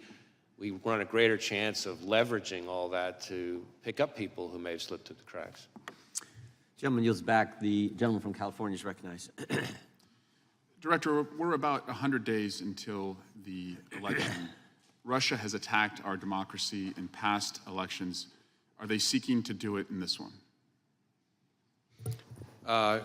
We assess that the Russian government continues to want to influence and in various ways interfere with our democracy, with our electoral process. In fact, just in the last few weeks, we announced a significant disruption of a generative AI-enhanced social media, bot farm, essentially, of the Russians that was designed to be an influence operation, and some of the fake fictitious profiles of those bots purported to be U.S. persons. So they're still at it. We've seen that in election cycle after election cycle. Do the Russians have a preferred candidate?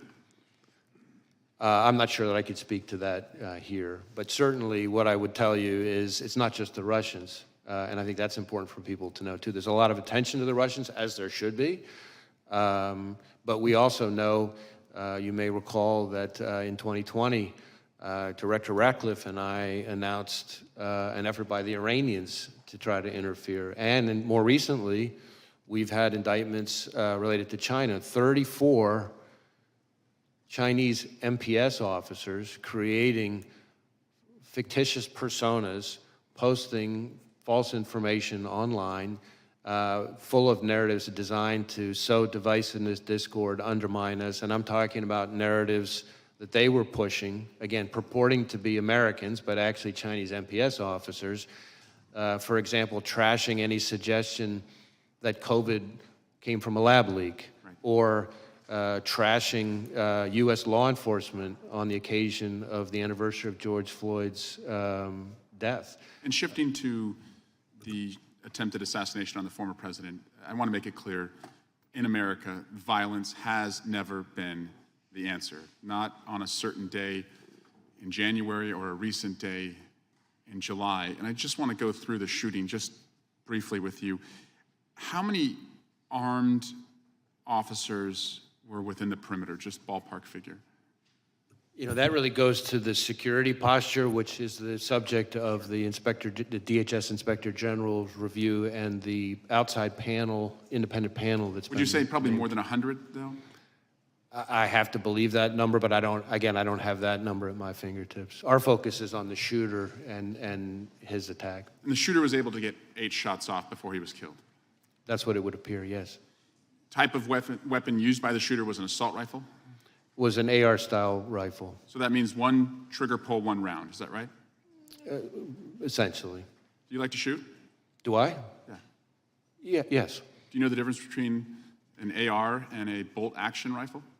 I'm not going to try to sit here and engage on sort of firearms expertise, but I've fired a variety of weapons. But had the shooter used a bolt-action rifle, would that have been one trigger pull, 1 round? That's my understanding. Would there have been more, well, on an assault rifle, trigger pull, round, bolt action, non-assault rifle, what's the difference? Is it faster, slower? He was able to get more rounds off more quickly than he would have with other kinds of weapons. And that's my point, is that we can add additional resources to protect political candidates, and we should. The people who went to that rally deserved to be protected from gun violence, just like the students at Parkland deserve to be protected from gun violence, just like the babies at Sandy Hook deserve to be protected from gun violence. So we'll devote more resources. We've added a presidential candidate who is also now protected. But if we're being honest with ourselves, we have armed this country to the teeth. And we have allowed the most dangerous people to have access to the most dangerous weapons. I say that as a parent of a 7-year-old and a 5-year-old and a 2-year-old, the 2 oldest who have done multiple mass shooter drills in their classrooms. I say that as a brother to 2 police officers who walk a very violent beat. And I say that as an elected official who believes that my colleagues deserve to be as safe as I deserve to be when we are at political rallies. And so we really need to step back and think, if we allow these weapons to be in our country, can we truly protect our elected officials, and can we truly protect, most importantly, our children and the next generation? I yield back. Gentleman yields back. It is good to have Mr. Massey back with us today. Some of us had a chance to go to Kentucky over the last few weeks and visit with Thomas and his family and hear all kinds of wonderful stories about Rhonda. Amazing, amazing lady, gentle spirit, and we're glad to have Mr. Massey back with us. And next 5 minutes belong to you, Congressman. Thank you, Chairman. Director Wray, how many counter snipers were present at the rally that day, and which of the counter snipers took the shot that took out the would-be assassin? I don't have the number of counter snipers. I know it was a Secret Service counter sniper who took the shot that eliminated the shooter. And we've conducted a number of interviews, including of him. So was it one of the two that we see in the videos on top of the roof, or was it a different location that was shot? I'm afraid I don't have that at my fingertips here. Okay. You mentioned that the would-be assassin bought a 5-foot ladder. You have a credit card evidence of that. But it looks like on the scene there was a larger ladder that he might have used. Do you know which ladder he used to get to the roof? And do you have possession of that 5-foot ladder and the other ladder? And do you know how the taller ladder got to the scene? So this whole business about the ladder is something we're drilling into more. We do have possession of the 5-foot ladder that he purchased close in time to his attempted assassination. That we've traced the purchase of that ladder from a receipt, a bloodied receipt that he had on him at the time his body was recovered on the roof. We do not yet know for sure how exactly he got up on the roof. We're looking at, various forensic pieces to try to kind of piece that together. So more to come on that. Do you know where the 5-foot ladder was found or retrieved? Was it near the roof, or was it still in his vehicle? Neither. I don't have it in front of me, but I know that it was not. I know that it was not on scene, and I know that it was not in his vehicle. But we can circle back to you and get to that. Is there any evidence at all that he may have been in contact with somebody else before this occurred that may have had any prior knowledge or may have helped him plan this event? Well, needless to say, that is a question that we're intensely focused on, because that would obviously be incredibly meaningful. So far, underline, so far, we have not found any evidence of any accomplices or co-conspirators, foreign or domestic. And you're using geolocation data to see if his cell phone was near another cell phone, I presume? Right, we're doing lots of different kinds of cellular analysis, geolocation stuff, looking at his accounts. He, from everything we've seen, which is consistent with what we've learned in interviews, a lot of people describe him as a loner. That does kind of fit with what we're seeing in his devices. His list of contacts, for example, is very short, compared to what you would normally see from most people. So it doesn't appear to be a whole lot of interaction between him, face-to-face or digital with a lot of people. Okay, thank you. That doesn't mean there's not any, and that's why we're drilling into. We're trying to talk to anybody who's had any engagement with him whatsoever, digital, in person, classmates, coworkers, right, et cetera. Appreciate that. And now I want to talk about another possible assassination attempt, and I'll start by showing a video of President Biden, and this is from recently. This is in the last month, if we can play that. Gallows erected to hang the Vice President, Mike Pence. I think it's fair to say it's one of the darkest days in the history of America. Okay, and he's referring to January 6th. Were there gallows erected to hang Mike Pence, as the president says here? I'm not aware of any physical gallows. I can't remember whether, from a demonstration perspective, there may not have been some kind of replica or symbol of something like that. That's my impression. Can we show, can you raise that up so you can see it? It looks like there was some kind of prop that was built. The construction doesn't look like it lends itself to actually hanging somebody. It's more of a prop, I think, as you suggested, that was erected on January 6th. But if the president were correct, that these gallows were erected to hang Mike Pence, that would be a very serious allegation, wouldn't it? I would take it very seriously, yes. Has anybody been arrested, or do you have any leads in conjunction with the erection of this gallows? We had a picture here on the screen, if you can show it again. It was just up there. There's an individual here who's seen near these gallows. Has he been arrested? Have you identified this person?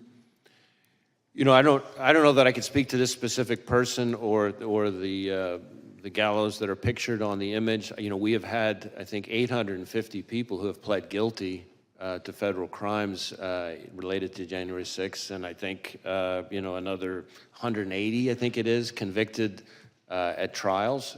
So I can't be sure. And some of them merely for going into the Capitol, but here the president suggests that individual intended to hang Vice President Pence, which seems like kind of a wild claim myself, given the construction of those gallows. But if we are to take him seriously, or even if we aren't, let me just finish by saying this. If you have no leads or you're not sure if anybody who erected those gallows was arrested or is being investigated,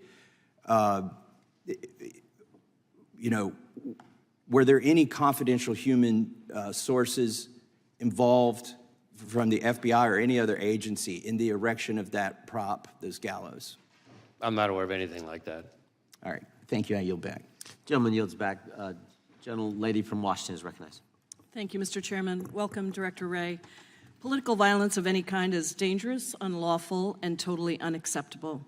Just as we all watched and then unequivocally condemned the attempted assassination attempt on our former president, I wish that we could all come together to unequivocally condemn the act of political violence on January 6th, instead of defending props that were used, that were harmful, dangerous props of gallows, attempting to show what people wanted to do to Vice President Pence.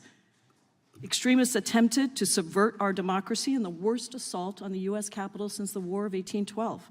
Many of us were trapped in the gallery that day. We feared we would not make it out.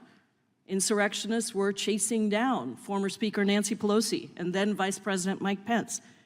And I myself have been the direct target of political violence when an armed man with a gun showed up at my door, threatened me and my family, and we actually ended up having to move our home.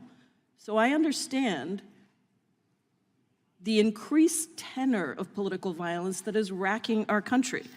It has been on the rise, fomented by violent and dehumanizing rhetoric from top public officials, including the former president and members of Congress, sadly, and bolstered by the proliferation of easily accessible guns, including assault-style weapons. All of this violence is unacceptable, and I wholeheartedly condemn it. I just hope we condemn all of the violence, not just one or two incidents. Mr. Wray, today I want to focus on the role of the FBI and the need for the Bureau to remain politically neutral and independent. The FBI cannot and should not be subject to the whims of any president. The majority apparently doesn't think that the FBI needs to be politically neutral and independent. They want an FBI subordinate to the president, not accountable to the American people. That is one part of a larger plan to undermine our democracy, to remove the checks and balances that have protected us, and ultimately to subvert our freedoms. That agenda, promulgated by the former president, his loyalists, and their MAGA allies, is called Project 2025. It is publicly available online. I encourage everyone who's watching this to Google it. It includes plans to undermine every part of our government, including the FBI. Trump's Project 2025 agenda says that the director of the FBI must not be independent of politics, but instead must do whatever the president orders. Under Trump's Project 2025, Trump loyalists would undermine the non-political and independent structure of the FBI.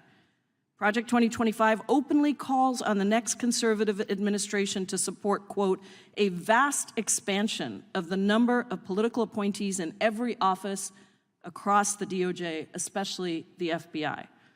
And so, Mr. Wray, given your extensive experience as a law enforcement professional at DOJ across multiple Republican and Democratic administrations, why do you think it's important that the FBI maintain political independence from the president?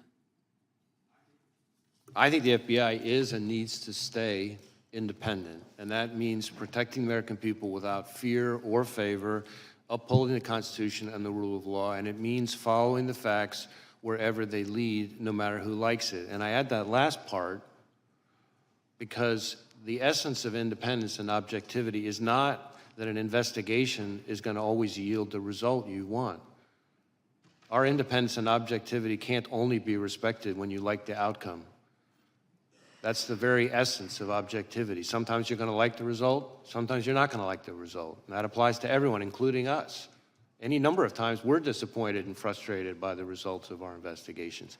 But the alternative is an erosion of the rule of law, where the only thing that distinguishes one investigation from another is power. And that's what you see in some of authoritarian countries around the world. So I'm not familiar with this particular No, I didn't ask you to Project comment on that. 2025 No, I just thing. wanted I to don't know anything about it, but what I can tell you is, from my perspective, the FBI needs to be functioning as independent. Doesn't Thank mean you. it's not part of the executive branch. It doesn't mean the FBI director doesn't serve at the pleasure of the president, but it does mean that the way we do our work Has to be objective. has to be independent. Yeah, thank you. I have another question about the role of attorneys at the FBI Office of General Counsel.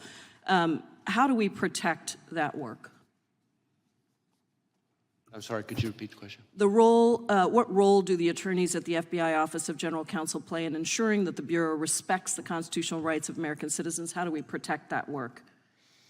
So in my experience, the lawyers in the Office of General Counsel play an incredibly important role in ensuring that our agents have their questions about how to comply with the law and conducting their work answered, and ensuring that we conduct our work in the right way, which means scrupulously adhering to the laws and the rules that apply to us. I just wanted to say before I yield, Mr. Chairman, that the Project 2025 also eliminates the FBI's Office of General Counsel in-house lawyers who are responsible for that role. I appreciate your indulgence, and I yield back. Gentlelady yields back. Gentleman from Wisconsin's recognized. Yeah, thank you, Mr. Chairman. I think it was when you were here December of last year, Mr. Wray, that you said blinking lights were going off in regards to the southern border and what is happening down there. Has the border situation improved in terms of your assessment with the security of Americans since you were last here in December? Well, I guess a couple things, and I appreciate the question. So first, the blinking lights comment that I made refers more broadly to the threat environment that I'm seeing as FBI director across a wide range of threats. Contributing to that in a variety of ways are the threats that emanate from the border. So it's not a comment just on the border issues, it's the threat environment that we face more broadly, in my experience in law enforcement. I am increasingly concerned that foreign terrorists could seek to exploit vulnerabilities at our southwest border or at other ports of entry or in other aspects of our immigration system to facilitate an attack here in the United States. I think that is something we have to be concerned about. There's been a lot of focus on numbers of this, numbers of that, and I understand that. But as I think was referenced in an earlier question, it doesn't take very many foreign terrorists to be a real problem. We had 19 hijackers responsible for the 9/11 attacks. And we just, not that long ago, had a case, some of the members of the committee will remember, where we charged an individual for trying to smuggle individuals in to assassinate former President Bush. Are you concerned that the Border Patrol chief, former Border Patrol chief Rodney Scott, said that he was concerned about very, very minuscule data that they were receiving? So there's all this, we are told that illegal aliens are vetted against databases, but oftentimes they're doing biometrics as they come into this country, but not looking behind it in their home countries. Does that concern you when there's not a review done in the home country? Well, we certainly need as much help as we can get from the countries of origin of these people. And when I say origin, not just where they come from originally, but countries they've come through. And the biometric enrollment piece is, of course, an important one. We have situations where even if... Are we doing a thorough enough job of reviewing them, their actions and their lives in their home countries before they came here? Well, I mean, we need more help from our foreign partners. There's no question about that. And I think that's an important part of it. How about our domestic partners like the CIA and others that are supposed to protect us? So there's been a lot of discussion, of course, over the last several years about the pivot to what's called the hard targets, right? The understandable focus, which I support, of of focusing on the threat posed by China and Russia and Iran. But with that comes, if you look at, for example, the withdrawal from Afghanistan, we start to lose sources of information about foreign terrorist threats from overseas, and that is a concern to me. Yeah, my time's running out. Has Vice President Harris met with you in regards to the border? Well, I've been in meetings that have included the Vice President that have in different ways touched on border Has she issues. specifically asked you for a meeting in regards to the threat that is at the border? You know, I'm not going to get into sort of specific meetings, but I can tell you that I've been in meetings that have included, among other people, the Vice President that touch on border security issues. Did she ask you questions about what you thought needed to be done in regards to reducing this threat to the American people? You know, I really can't get into specific conversations. Is support for President Trump a security concern within the FBI? I'm sorry, I couldn't hear it. Is support for President Trump a security concern amongst your employees? No. Is objection to the COVID-19 vaccine a security threat? Not from my perspective. Who improved what is termed the Trump questionnaire within the FBI that was done by SIIS? Dina Perkins, Jeffrey Ventry were behind it. Who was responsible for that? And did you know that there was a Trump questionnaire out there? So the document you're asking about is an interview outline that we only recently learned about, and in my view is completely inappropriate. I asked my team to get to the bottom of what happened and to ensure that doesn't happen again, and I've learned that it's not an FBI form, that its use was isolated, that it was created not by an FBI employee, but by an outside contractor, and that individual is no longer affiliated with the FBI. But we are sending what we have found to the Office of Inspector General, and we'll cooperate, of course, with anything they... Mr. Chairman, I'll just close with this. We keep hearing about these isolated examples, whether it's Richmond Catholics, this instance. When is it, isn't it a pattern? I yield back. Gentleman goes back, Mr. Correa. Thank you, Mr. Chairman, and Director Wray, welcome again to this committee, and I want to thank you and your agents for the good job you're doing to protect Americans. Earlier this week, I was part of the group that went out to visit Butler, Pennsylvania Homeland Security members. I agree with my colleagues that have said violence has no part in our democracy. And I trust you will investigate the events surrounding July 13th thoroughly. I'm going to ask you a question. I hope you keep it in mind as your investigation proceeds, which is, who's in charge? Who's in charge at a campaign rally, setting it up? Secret Service or a campaign?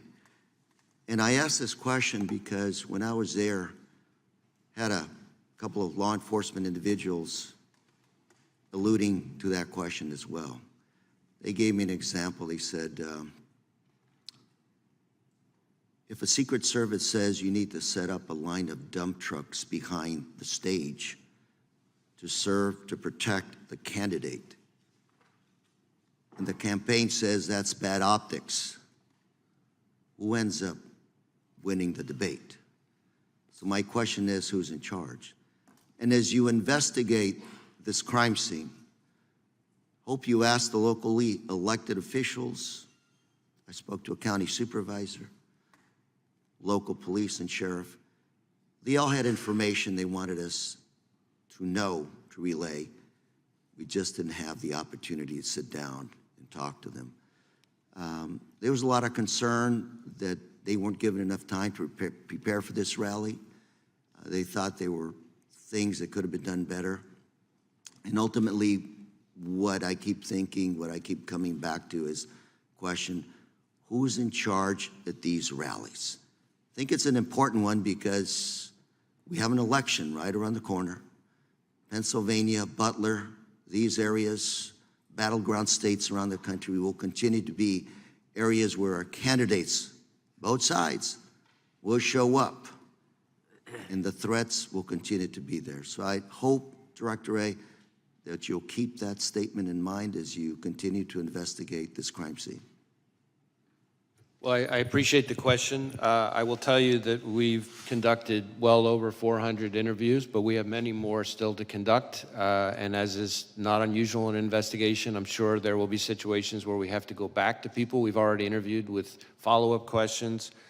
And our interviews cover a wide range of people. I do think it's important to make sure that the committee and the American people understand the scope of our investigation versus the scope of others. Our investigation is focused on the shooter and his attack. There is, of course, and I understand completely why, there are two separate reviews, one by the DHS Inspector General and the other by this outside independent panel that's been announced, that are focused on the security posture, the adequacy of the security posture at the rally, Secret Service decision-making and actions and things like that. And so I certainly understand why there are all those questions, but those are in scope of those two other reviews, and of course, whatever Congress chooses to do. Our investigation, though, because of our interviews of people who are on the scene, will relate to that in some ways, and we're going to share whatever we learn that's relevant with those other reviews. Director Wray, my last minute that I have, I'm going to flip quickly to your good job resources. Earlier this year in the Appropriations Committee, you testified that you were, for 2024, your budget was $500 million below what you needed to sustain your 2023 efforts. A few minutes ago, you talked about foreign terrorists. The last few weeks, I know information has emerged. That information came from FISA information that was able to be collected overseas on these possible terrorist threats. What we have here today is a domestic terrorist, what looks to be a lone wolf. Your statements, there's nothing really there that would have tipped anybody off to this individual. Is that what I'm hearing from you? Well, I don't know that I'd go quite that far because we're still investigating a lot related to the shooter. It does appear so far that we're seeing less in his... My 6 seconds, I would just say, I would ask that you let us know what resources you need to protect the American public and our candidates in our democratic system. I appreciate the question. I would just say this. We are in, as I've said consistently today and for quite some time now, we are in an elevated threat environment covering a wide range of threats, and the FBI is central to protecting the American people from those threats. And state and local law enforcement, who depend on us every day, rely on us for all sorts of services, databases, forensic support, training. I could go on and on and on. And a lot of those departments, unlike the FBI, have had a hard time recruiting. And so this is not a time to pull back on our funding because we're going to leave our brothers and sisters in state and local law enforcement twisting in the wind, and then by extension, the American people we're all collectively sworn to protect. Thank you, and Mr. Chair, I yield. Gentleman yields back. Gentleman from Texas, recognized. Thank you, Chairman. Thank you, Director Wray, for being here. When did you last speak with President Biden?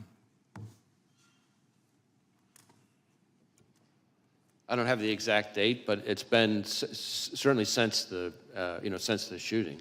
So you have spoken to the president since the assassination attempt on President Trump's life? Yes, sir. And what was the mental state of the president? We had a perfectly professional conversation.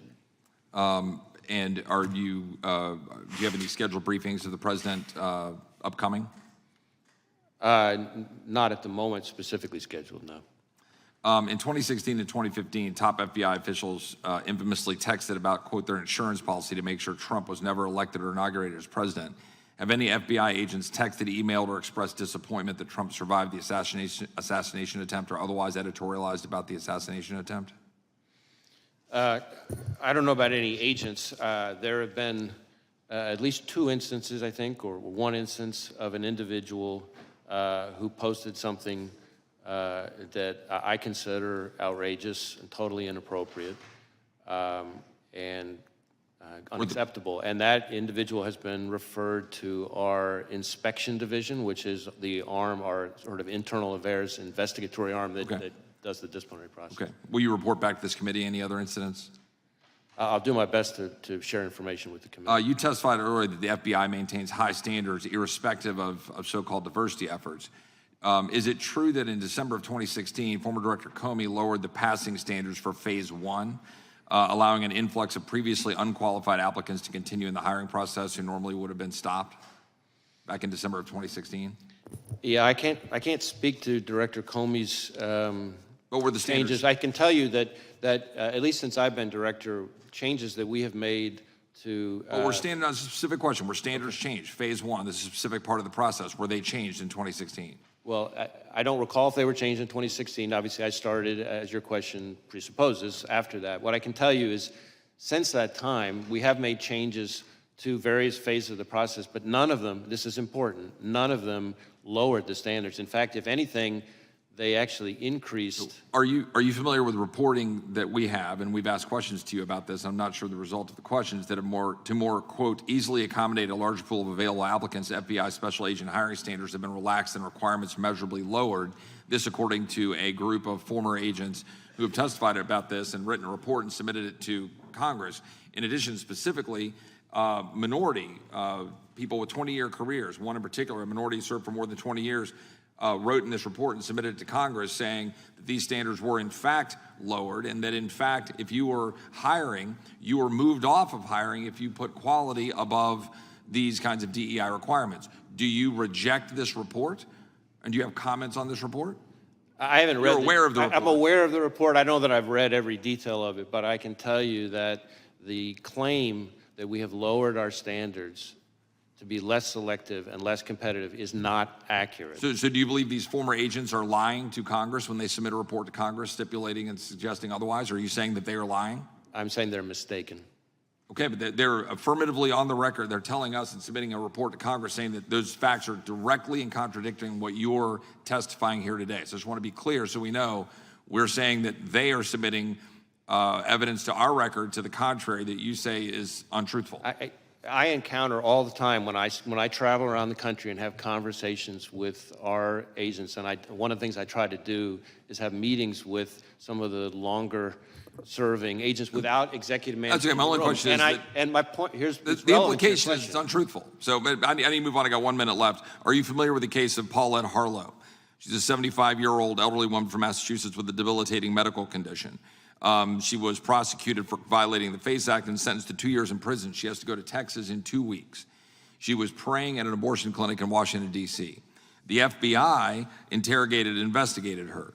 Do you think it is appropriate for a 75-year-old woman who is praying at a clinic in D.C. to be put in prison for 2 years for that activity? Just a simple question. Do you think that's appropriate? I'm not familiar with the specific case. You're not familiar with that case. It's been significantly in the headlines, but you don't know how to comment on that case, that it's appropriate for a 75-year-old woman to be put in prison for 2 years for praying at a clinic. Again, since I'm not familiar with the case, I don't want to start weighing in because I don't know all the facts. But what I can tell you is that when it comes to FACE Act enforcement and abortion-related violent extremism, I think one of the things that gets lost, and I appreciate the opportunity to clarify it, is that really since the Dobbs decision, actually, more of our abortion-related violent extremism investigations have focused on violence against pro-life facilities, as opposed to the other way around. And we've had a number of investigations. We're using FACE Act resources and our JTTFs. We're still waiting on responses on letters that we've sent indicating the data to the contrary, that there's been significant amount of efforts in targeting of people who are pro-lifers who go to clinics and that they've been prosecuted, like this case, a 75-year-old woman who is now going to jail in Texas for 2 years because she was praying at a clinic in Washington, D.C. And we've submitted questions on that, and I'd appreciate a response on it. I yield back. Gentleman yields back. Gentlelady from Pennsylvania is recognized. Thank you so much, and thank you, Director Wray, for being here and for the work that your team does, as well as for sharing the information that you've been able to today. You just got a couple questions about that seem to imply that there was some problem with the FBI's diversity efforts, and certainly the 1950s version of the FBI was singularly Caucasian male agents, et cetera. Is the FBI a better force for having a diverse range of employees and agents? I think diversity makes us better, but like everything else, it has to be done the right way. I think we can have a more diverse workforce and do it without lowering our standards, and that's, in my view, what we've done. And you haven't lowered standards at the FBI.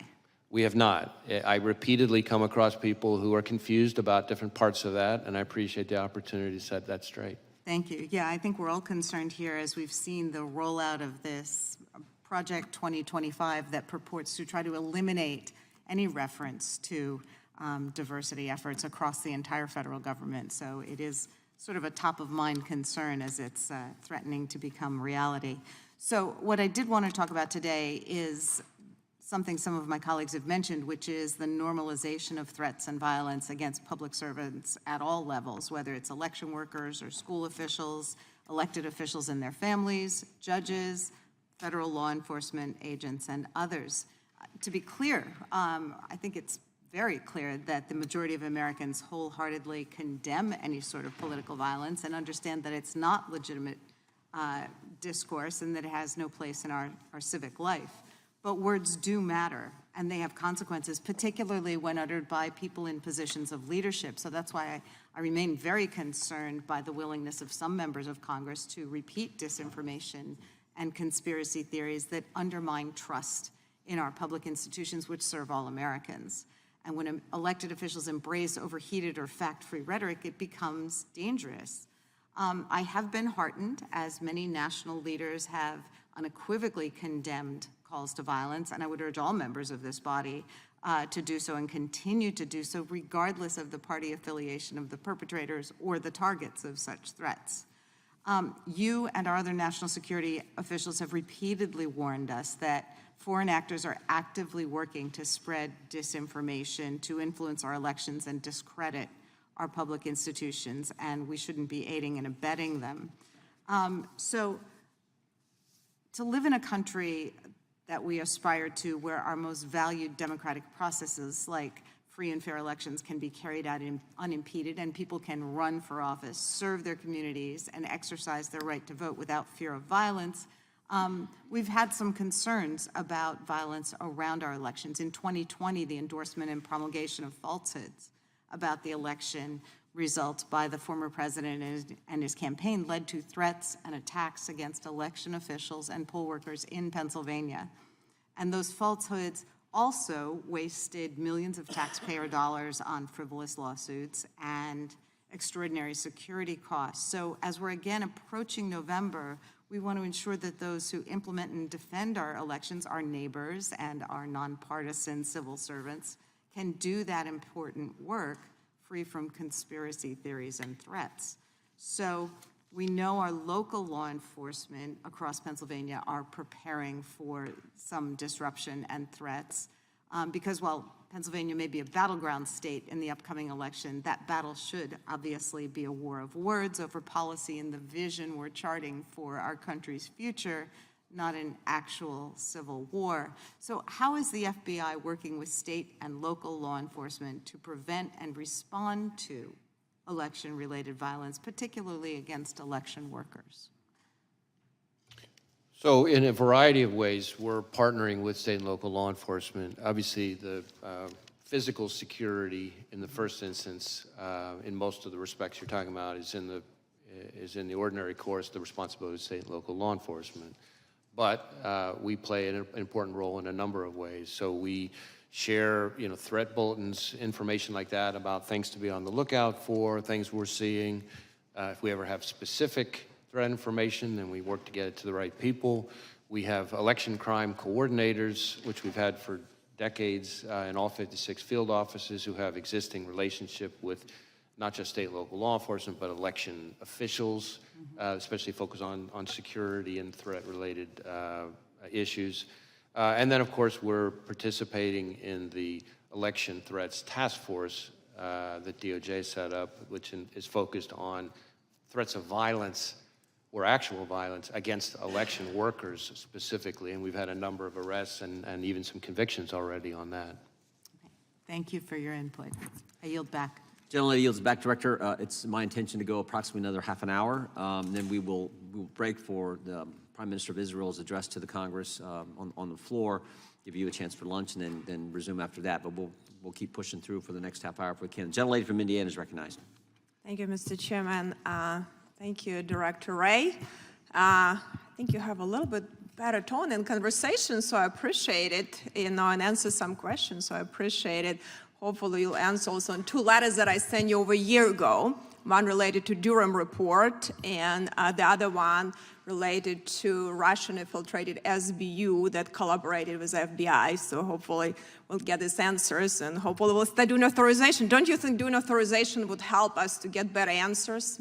Congress should be probably working authorizing your agency. Don't you agree with that?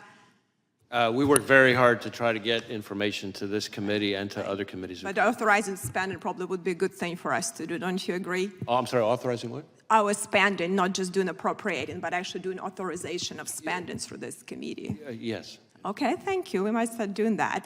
But we can talk about, and a lot of my colleagues on the other side, AR-15 gets a lot of bad rap, like to bring it up, this issue. But really, there are a lot of hunting rifles that probably, maybe even more accurate than a lot of ARs. And don't you agree, we have like millions, right? Don't you agree, we have millions of rifles owned by law-abiding Americans. So do you think we should be taking them? Millions of rifles from law-abiding Americans? What do you think about that? Would that be something feasible, and really we should be doing that? Well, again, I'm not going to be addressing anybody's specific legislative proposal. From our perspective, from the FBI's perspective, the concern is any dangerous weapon in the wrong hands. But all weapons in the are hands dangerous. of the wrong person. But all weapons are dangerous, right? I'm sorry? All weapons are dangerous. Knives are dangerous, Sure. Explosive are dangerous. There are a lot of weapons are by their very but are we going to be definition confiscating, hunting rifles and rifles for millions of Americans? Do you think it's even feasible to do something like that from law-abiding citizens? It's not something I'm advocating. Okay, well, thank you. I appreciate that. So we have to go back. That was a catastrophic failure of security. That's what's happened, recently with attempted assassination. Don't you agree with that? Well, I think former Director Cheadle has already publicly acknowledged that it was, I think her words were, a significant operational failure. Yeah. Then we had, similar situation, a different, talking about bad optics. So Speaker Pelosi at that time didn't want to have bad optics on January 6th, and we didn't have proper security here on January 6th. That was a catastrophic failure too. Are we looking at that? Any one conclusion was made from that? Have we made any adjustments? Because I know a lot of people, got hurt now just being here. It was a lot of cases bringing up the Department of Justice, and a lot of them were really just law-abiding Americans that really just upset with the government, and they have a reason to do it. So I think we need to think about it before we prosecute, or instead of actually, looking how we can deal with real criminals and how we can have a proper security when we have events with so many people there. So did you have confidential human sources? I think you never answered that question on January 6th in the Capitol. Did you have some? I'm sorry, what's the Confidential human sources. Did you have them on January 6th in the Capitol? Well, again, I'm never going to be getting into when and where we Okay, have or have not used confidential human sources. But are you willing to stand the record that you had no confidential human sources that went into Capitol on January 6th? as I've said consistently, I'm not going to get into where we have or have not used confidential human sources. I can tell you that if you are asking if the violence at the Capitol on January 6th was part of some operation orchestrated by FBI sources or agents, the answer is no.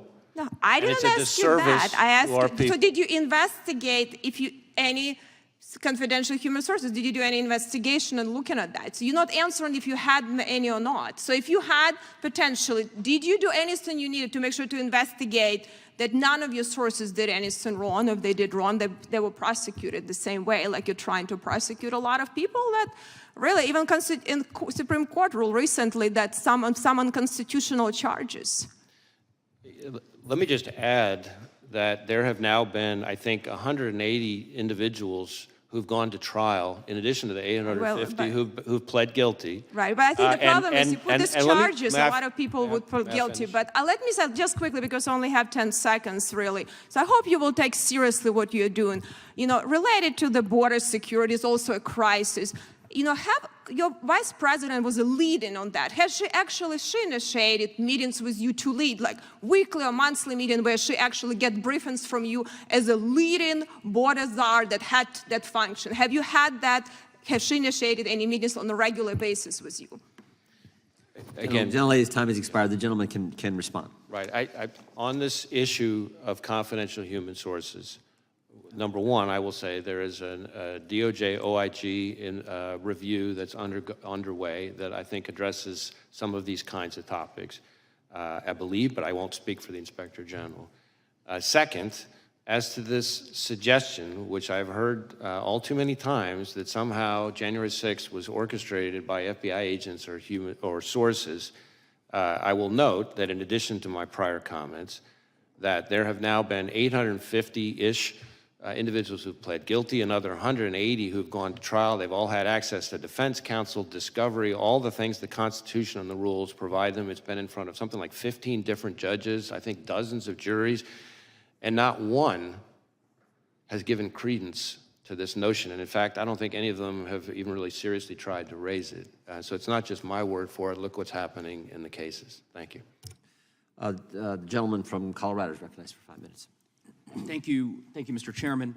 Thank you, Director Wray, for being here, for your testimony today, for the work that you do each and every day, and that your frontline agents across the country do each and every day to protect Americans, to keep our country safe.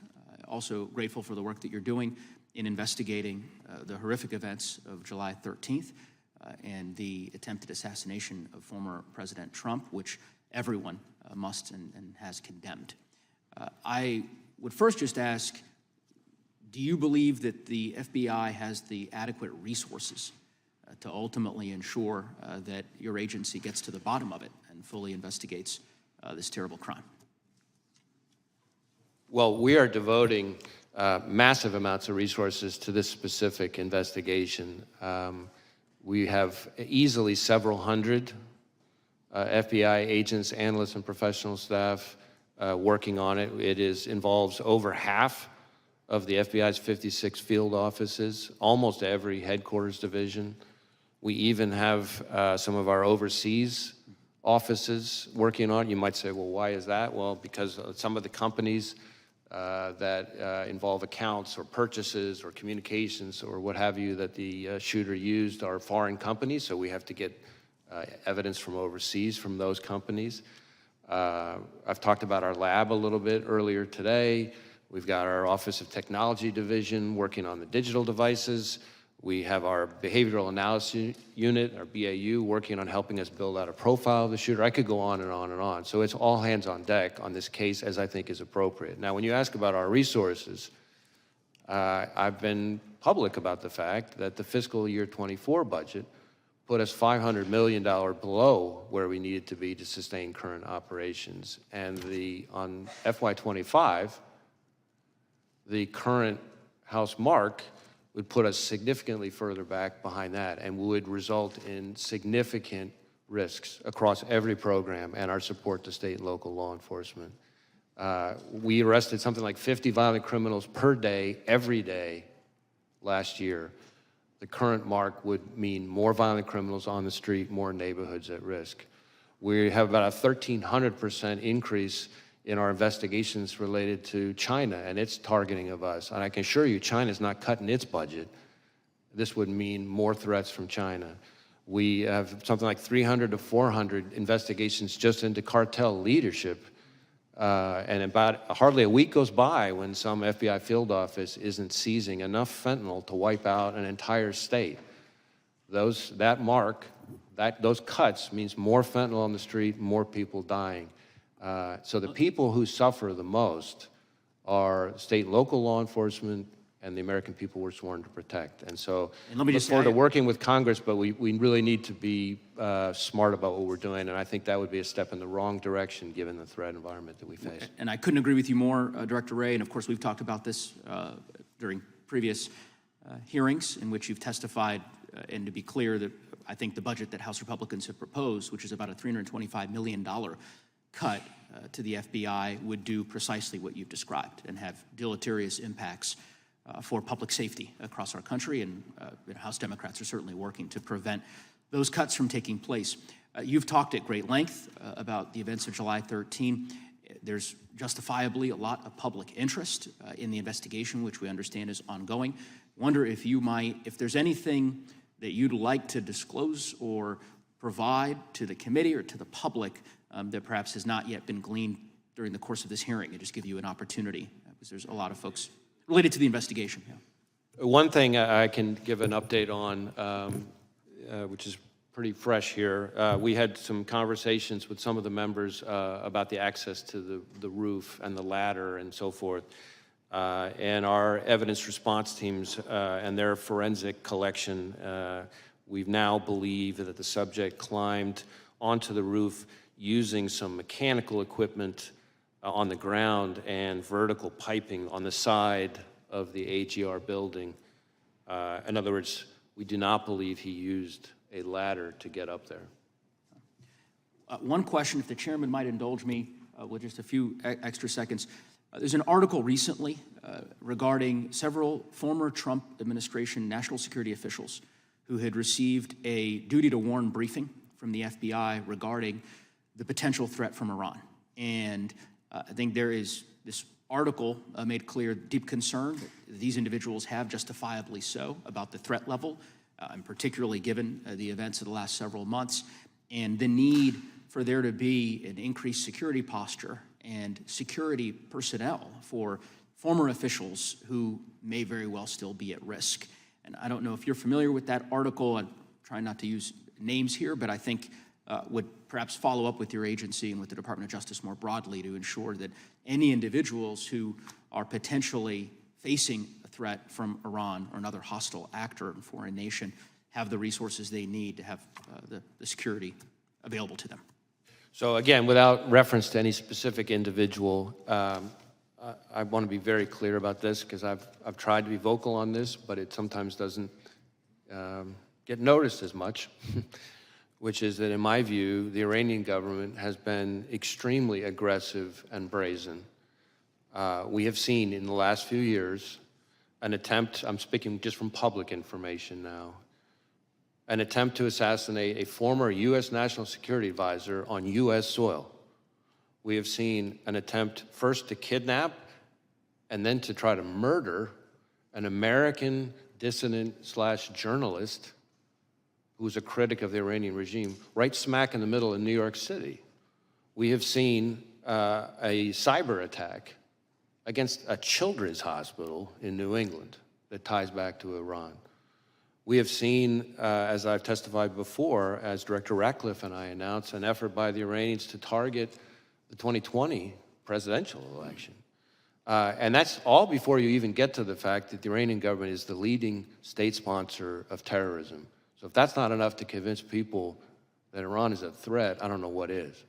But Director, was there a distinction between what the gentleman from Colorado raised and what you just said, this general concern in these specific instances you talk about, and a direct specific threat on President Trump that's distinct from what you've been describing as this general concern with Iran?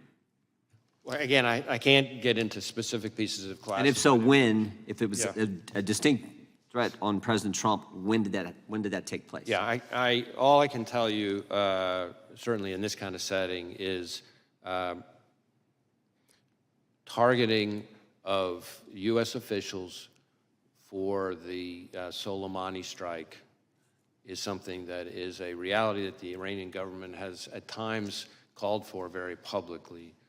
And whenever there is reporting, let me try to answer your question this way. Whenever there is reporting about any of those protectees, we share the information in a variety of ways, working with the intelligence community, working with whoever is the protective service with responsibility for that individual, and we do it in a timely way using the duty to warn process that was just referred to. And to my knowledge, everything along those lines that's relevant was shared in a timely way with the relevant people. Thank you. The gentleman from Wisconsin is recognized. Director Wray, thanks for being here. Where were you when you heard that President Trump was shot, and then what were like your immediate actions, response to that as director? I was about to have dinner with family, and I was horrified and angry. I'm just thinking, the reason I asked the question is because I'm still trying to figure out kind of the lanes, what the FBI would respond to and what the Secret Service has the responsibility to respond to. Can you just kind of cover that again? Sure.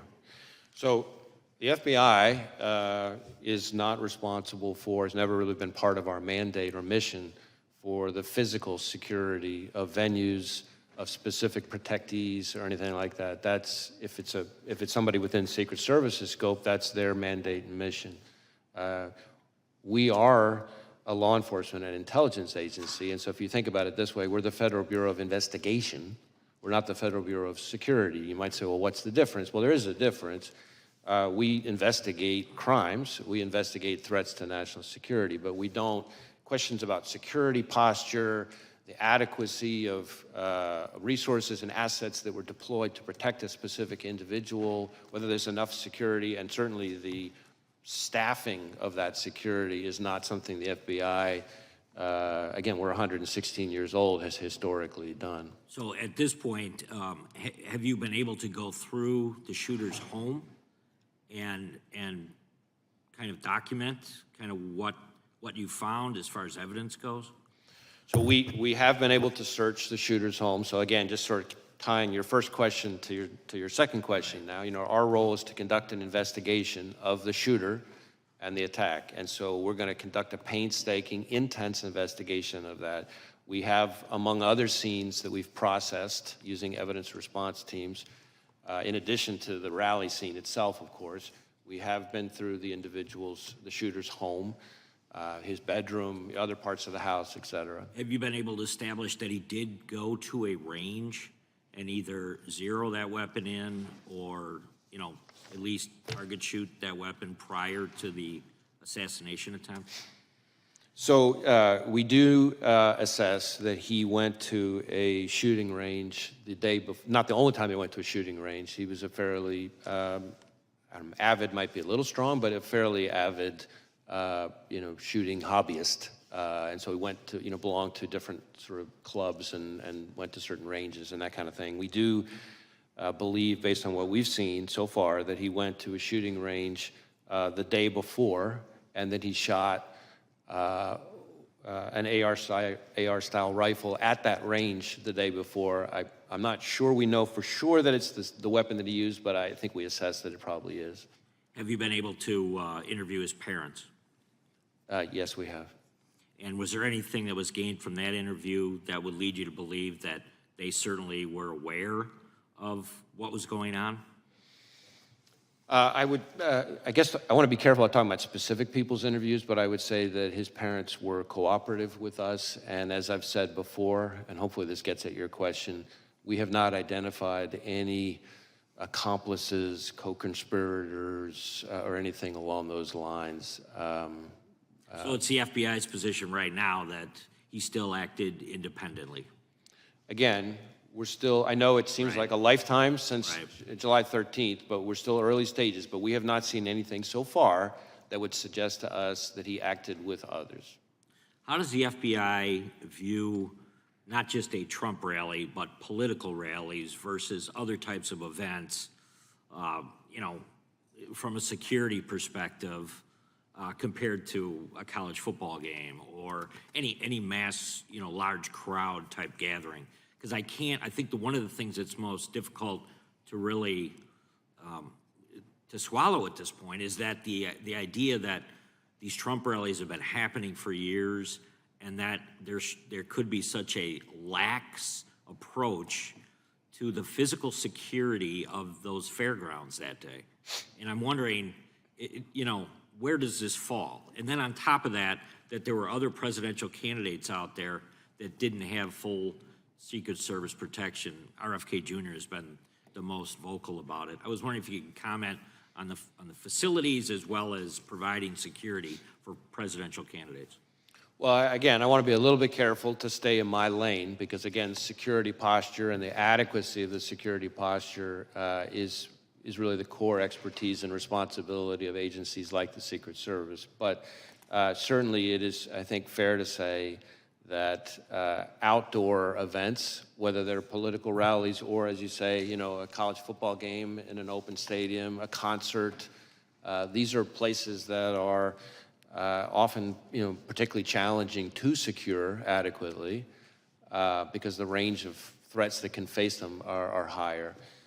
In addition to that, as has been discussed a little bit here already in today's hearing, just threats to public officials, including politicians, is an increasingly pervasive part of today's landscape, and so that adds to the challenge. So you're talking about the combination of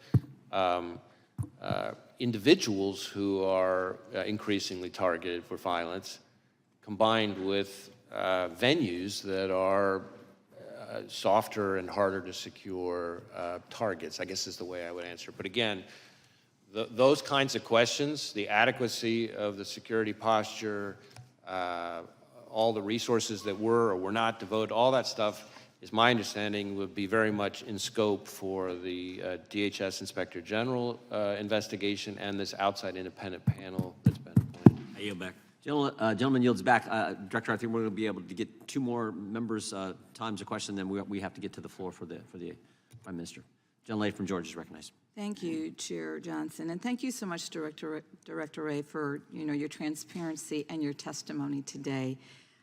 First, I want to say my friend, my mentor, Congresswoman Sheila Jackson Lee, was known by many as the voice of reason here in Congress, and she was my friend before I even came to Congress. And in my freshman year, she kind of took me under her wing and she kind of showed me the ropes. And she was a force to be reckoned with. And I can say that she will never, ever be replaced. And she was a trailblazer, and I know that she will sorely be missed here in Congress. Director Wray, I only have one question for you today, but before we get to that point, I'd just like to reiterate today that political violence is never acceptable. Regardless of how different our political values and views are, attempted assassinations are a stain to the very democratic ideals of this nation.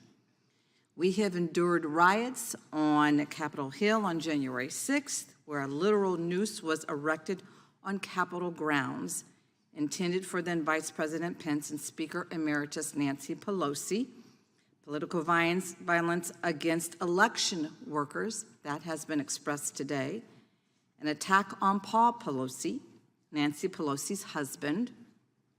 Threats against the FBI agents, as you have expressed, and prosecutors, and threats to the staff who serve the public every single day. Congressman Connolly's staff was targeted and attacked last year. And now we have the attempted assassination of a former president of the United States. All of this within just the last 3 years. This violence simply needs to end. The assassination attempt on Donald Trump was, by the grace of God, a failure. The weapon the 20-year-old man was able to obtain, an AR-15, generally has a shooting range up to 600 yards and shot Mr. Trump from almost 150 yards away. This weapon has the ability to kill multiple people in seconds. And sadly, Corey Compouture lost his life because of this man and because of this gun. Mr. Compouture's family will never be the same. Trust me, I understand that more than anyone else in this room. Is the near loss of a former president enough for this Congress to finally take action? Because there are 206 of us that are already standing in the wings, ready to take immediate action to ban assault weapons today. We need only 12 more of our colleagues to join us in courage and move the legislation to save lives of so many of the people that we are elected to serve by removing assault weapons from the hands of people who simply should not have them in their possession. We are crippling our democracy, and we are ripping apart our fellow Americans until we do. I ask today, because it is clearly it wasn't enough to take action when the lethality of assault weapons, we lost 26 and 7-year-olds and 6 teachers in 2012, when I also lost my son to gun violence, or 14 teenagers and 3 more teachers in 2018, nor was it enough when we lost 19 more children and 2 more teachers in 2022. Well, is it enough now? Now that a former president, the very president that many of you in this room are hoping will be reelected, almost lost his life because this Congress has failed to reinstate an assault weapons ban. A ban that, by the way, Republicans joined with Democrats to pass 30 years ago. Well, fine. If y'all don't like assault weapons ban, we can bring another bill that I have introduced to a vote, the Go Safe Act.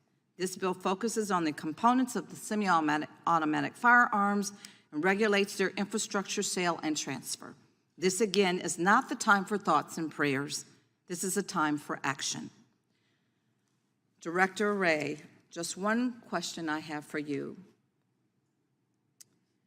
Would you rather have your officers protected or protect someone against an assault weapon being shot from 147 yards away, or a standard pistol with no accessories attached? Well, again, I'm going to refrain from appearing to comment on specific legislative proposals, but I can tell you that we are certainly concerned about the danger to law enforcement from any kind of high-powered weapon in the wrong hands. And it hits close to home for us because just not that long ago, 2 great agents, Laura Schwarzenberger and Dan Alphen, down in Miami, executing a search in a crimes against children case, were shot and killed by a subject with an automatic weapon. So again, dangerous weapons in the wrong hands is something that, of course, from a law enforcement perspective concerns us, but I'm not going to wade into the legislative process. Well, thank you for that answer. I'd rather give our agents a fighting chance, and I yield back. Gentlelady yields back. Gentleman from Oregon is recognized. Thank you, Mr. Chair, and thank you, Director Wray, for being here today. So we spend $3 billion a year, excuse me, on the Secret Service, $3 billion. And it would seem that we could and should have had a better job done a few weeks ago on the 13th than what we saw. Will you have anything to say about correcting what are the obvious deficiencies in what the Secret Service did? Well, for the most part, the deficiencies or adequacy or inadequacy of Secret Service's performance, decision-making, resources, all that stuff is in the purview of those 2 other investigations. That is the DHS Inspector General and the outside independent panel that's been announced. Having said that, our investigation, which, as I've testified now, involves several hundred FBI employees and every asset we can bring to bear, of the shooter, again, our investigations of the shooter and his attack, of course, involves interviewing law enforcement, including lots and lots and lots of Secret Service people. So we'll share all that with those reviews so that they can answer those questions. The reason I'm asking this is because this isn't the first time the Secret Service has been before Congress. There was a 435-page report issued in 2015 by Congress saying, fix yourself. They didn't. In fact, there was a follow-up in 2019 where they had only done a few of the, I think it was 18 or 19 different specific things they were supposed to do. They'd done some, but certainly not all. There was another follow-up in 2022. And again, the Secret Service had not done what Congress had asked.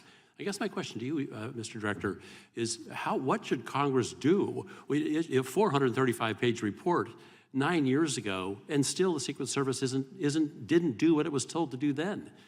Can you help, Director Wray? Because this type of performance is not acceptable. Well, as I think even former Director Cheadle has acknowledged that this was a significant operational failure if there are ways for the FBI to be helpful beyond what we're already doing in terms of our investigation, we stand ready to try to be helpful. I do want to say, as somebody who's been in law enforcement for most of my career, I've worked with some just phenomenal Secret Service agents. Going all the way back to my time as a line prosecutor, and they have an incredibly hard job, and I have a lot of affection and respect for the men and women of the Secret Service. I'm sure you do, and I'm sure you're right.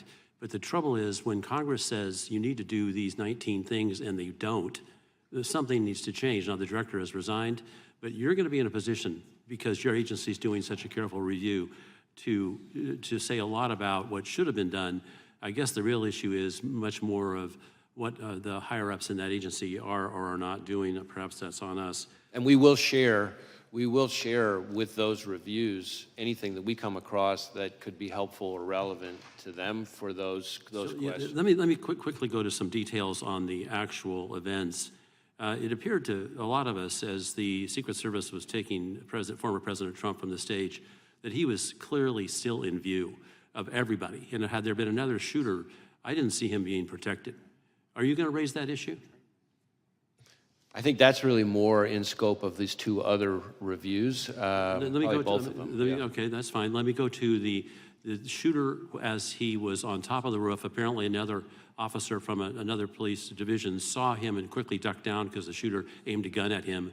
And then the shooter, apparently, was he prone at the time he took the shot toward the president? So my understanding is that the local officer that we're talking about, with the assistance of another local officer, was able to kind of get up and see onto the roof where he observed the shooter, I believe, in a prone shooting position. The shooter then turned and faced him, the local officer, with the weapon. From the prone position. That's my understanding. And then he went back to the prone position. And this is all seconds before the shooter took his But that entire time, the shooter was in the scope sight of the counter sniper, correct? That one I'd have to double check on. I know we've interviewed the counter sniper, but I'm not sure I know the answer. But the counter sniper didn't take a shot until after the assassin attempted to shoot the former president and others. He got off 8 shots before the counter sniper shot the shooter. What's with that protocol? Can you get that fixed? Well, I really want to be careful not to be, given the scope of our investigation, somehow second-guessing the very difficult act and decision it takes for a counter sniper to kill another human being in that situation. It's all happening in seconds. So 8 shots. Yeah. And that was after he'd been seen for 20 minutes. I yield back. Thank you. Director, that's an important question, though, because you've talked to the counter sniper. And that, I mentioned this in our opening statement, that critical 5 minutes from 6:09 to 6:14 and what takes place there is critical. And I think that's what the gentleman was getting at. And we were hopeful that you could tell us something about your interview with the counter sniper. yeah, I guess I want to distinguish a couple things. There is some individual, not law enforcement, I believe, who spotted the shooter on the roof a few minutes before. But I think law enforcement spotting him with the weapon on the roof is seconds before the shot. Okay, So, that's important. yeah, 'cause so there's two different things I think going what you're on saying there. is it wasn't maybe that if the bad guy shoots at 6:11, then you're saying this encounter with local law enforcement that Mr. Bentz was just getting into happened just seconds before that and maybe not 2 minutes before that? That's my understanding. That, in other words, that there's different things here. There's an individual, at least one individual I can think of, not law enforcement, member of the public, who observed him on the roof. Not clear whether or not the individual saw a weapon or not, but saw him in a way that was concerning. That is some number of, not many, but like just a handful of minutes. I think separate from that, as far as law enforcement goes, in terms of a weapon, this local officer that we just talked about observed the individual, again, literally just seconds before the shooter took his shots. Separate and apart from all of that, roughly, I think, maybe a little less than or around an hour before the shooting, there were local law enforcement officers who observed the shooter, not up on the roof, not with a weapon, but with a, I believe, a rangefinder, kind of like you would use if you were playing golf or something, in a way that was odd and suspicious. So that started happening with local law enforcement beforehand. But in terms of shooter, meaning with the weapon, law enforcement, my understanding is that the first time that happened was this local officer climbing up on the roof seconds before the Again, we want that timeline. I think the committee wants that timeline and communications that were taking place in that short period of time. Again, as I've said with everything else, I really want to be careful. I'm leaning in, trying to share as much as I can here. Facts are evolving, things may change, but we are working on a timeline, among other things. Committee will stand in recess until after the Prime Minister's remarks conclude.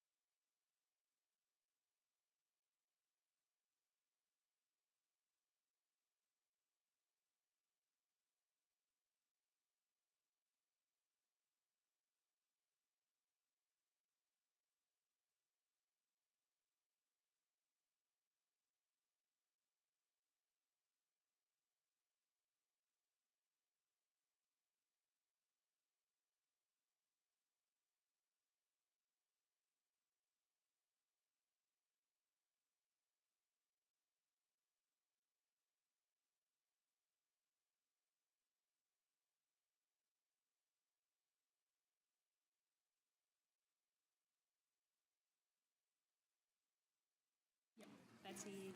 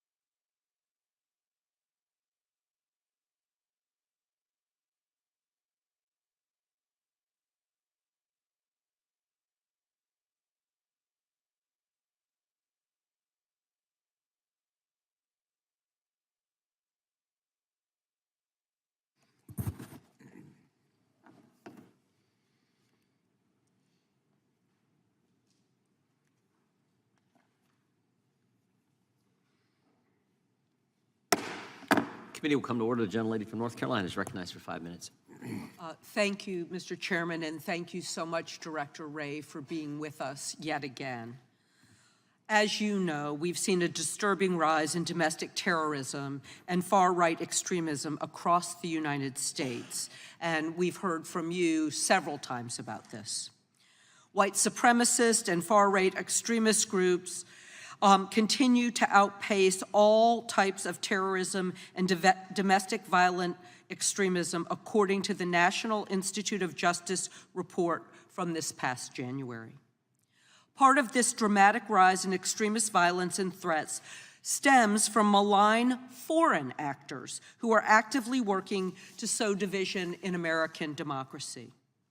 They're desperately trying to inflame extremists and deepen divides, all to support far-right agendas and candidates that will erode our democracy. The DHS threat assessment has warned we expect the 2024 election cycle will be a key event for possible violence and foreign influence targeting our election infrastructure, processes, and personnel. Microsoft has warned that the 2024 election may be the first presidential election during which multiple authoritarian actors simultaneously attempt to interfere with and influence election outcomes. National security officials and experts have warned that foreign governments, mainly Russia, China, and Iran, seek to destabilize the United States via its elections by sowing further division in the American electorate. This is happening in the current context of increased political violence in our country against a former president, election workers, judges, members of Congress and their families, and other public servants.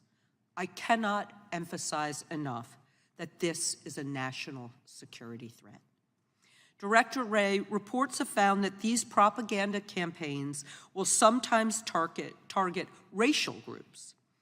Why would countries like Russia, China, Iran seek to inflame racial tensions via social media?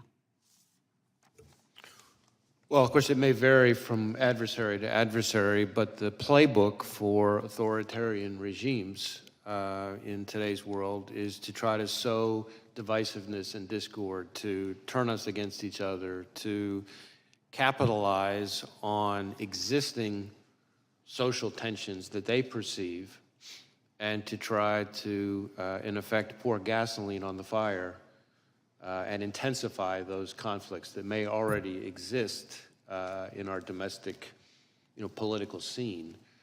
So rather than, if you're a foreign adversary that means us no good, rather than try to come up with some completely brand new issue or theory or narrative to turn us against each other, you look for things where we're already, at the very least, quarreling with each other, if not fighting with each other, and then they try to capitalize on that and amp it up. And of course, that can then sometimes, as we've seen all too tragically, boil over or bubble over into outright violence. And so how has the FBI worked to combat this propaganda and infiltration on our social media networks? So our focus is on the foreign actor, China, Russia, Iran, and on their efforts. And so we work with the intelligence community, we work with our foreign partners, our friendly foreign partners, to try to uncover what those countries, Russia, China, Iran, are up to. And we try to share information about the hidden hand of the foreign actor where it's appropriate. We also engage in efforts to disrupt those foreign actors. The most recent example with the Russians, for example, is a Russian government-linked generative AI social media bot farm where they were posing as, among others, U.S. persons and not, in fact, U.S. persons, and trying to, again, sow various narratives. In that case, very heavily focused on the issue they picked there was, the war in Ukraine, and again, trying to kind of get everybody turned against each other. We've also seen that, though, from China and Iran. I mentioned China before. We've had a case where we charged, I think it was 34 Chinese Ministry of Public Security, MPS officers, for much the same kind of behavior, creating false personas, pretending to be Americans, and then trying to kind of sow narratives. In that case, in the Chinese case, their narratives were trying to, for example, undermine any suggestion that COVID was the product of a lab leak, or attacking U.S. law enforcement at the anniversary of George Floyd's death, for example. And then Iran, in 2020, we saw them undertake similar kinds of efforts that were disrupted in the I think October of 2020. Thank you, and I yield back. Gentleman yields back. Gentleman from Virginia is recognized for 5 minutes. Director Wray, thank you for being here, and thank you for the information that you've provided today. I greatly appreciate it. This event that occurred, the attempted assassination of President Trump on July 13th in Butler, Pennsylvania, was a level 5 alarm alert to this country that our elected officials, our leaders, the president, the former president, are not safe, and we need to reevaluate from the ground up exactly how we are to go about providing that protection. The information you provided dealing with 8 cartridges from the roof, the drone, the fact that 2 explosive devices were found in the car, 1 at home. That was a remote detonation device that he had on him. The fact that his phone was using encrypted platforms. He only had 1 phone, correct? Oh, sorry. He had 1 phone, although we've identified other phones that he may have used that may not have been his phone. So, for example, we think in certain instances he might have used his dad's phone. Again, not necessarily related to the attack, but we're trying to make sure that we process and exploit every device he could have used. And we keep, which is part of why I keep making this point, which I know you all are probably tired of me making about this being an ongoing investigation, because we keep identifying new pieces of equipment, new accounts, what have you. And the fact that you are in real time informing us about what you're finding as you're performing this investigation is very helpful, and clarifying the fact that he went to the range a day before and shot an AR. Now, my understanding is that the AR he used on the 13th was his father's. Is that correct? Well, yes and no. It was originally, his father bought it legally, but then our understanding so far is that his father then conveyed it to him, sold it, in fact, to his son. So originally his father's, at the time of the shooting, the shooter's.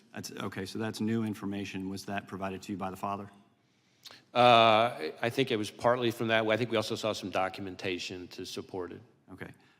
Investigators also have said that the shooter posted, quote, July 13th will be my premiere, watch it as it unfolds, on an online gaming platform sometime before he tried to assassinate President Trump. Can you confirm that, and how much time elapsed between this posting and the attempt on July 13th? So I'm really glad you asked about that, because that is a situation where, again, in our effort to give real-time information, since we've provided that information, we have since learned that July 13th premiere, profile page on the gaming platform, it turns out it was not the shooter. Okay. That it was some other individual as part of some sick joke who, after the shooting, created a profile page pretending to be the shooter. Wow. And so, of course, that person is now admitted to it, and but anyway, my point being, among the other challenges that we as investigators have, you have people who create accounts in today's world, create accounts pretending to be somebody that they're, and it's not the actual person. Now, the so shooter, that's troubling, obviously, and it makes our jobs even harder as investigators. Thank you for clarifying that. Did he have an online gaming account? We do believe he was a gamer, and that he had different kinds of gaming accounts. So that's part of why Any information gleaned from those? Not yet, but again, some of those legal process returns I'm still waiting on. Now, during the attempted assassination, Crooks was wearing a T-shirt from a popular YouTube channel. Have you been able to access his selection of YouTube videos that he's watched? I believe we have seen some of his, search history, But I think we've got a ways to go on that. I know there's some manual work that we're doing on that. I think the most notable thing that we've found recently, which I don't think has been shared until today, is that on a laptop that the investigation ties to him, that on July 6th, it revealed a Google search. And his search, if it was him, again, it's a laptop tied to him. We obviously believe it's him, but we'll continue to investigate. But his Google search was, how far away was Oswald from Kennedy? Right. And Horrifying. Yes, absolutely. Can you clarify that you have in your possession all of the video that was taken on that day at the scene? We've collected mountains of video.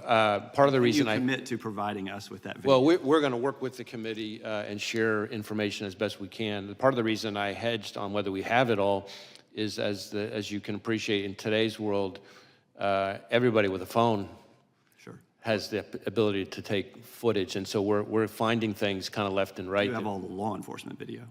I believe we have all the law enforcement video, but we're still collecting evidence. Okay.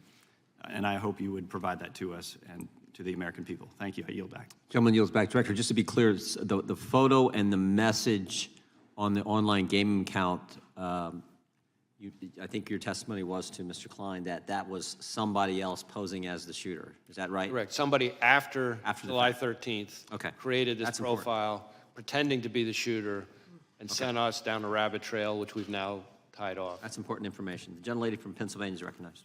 I thank you, Mr. Chairman. Thank you, Director Wray, for being here. And I want to add my voice to the chorus of folks who are just devastated by the illness and passing of Sheila Jackson Lee.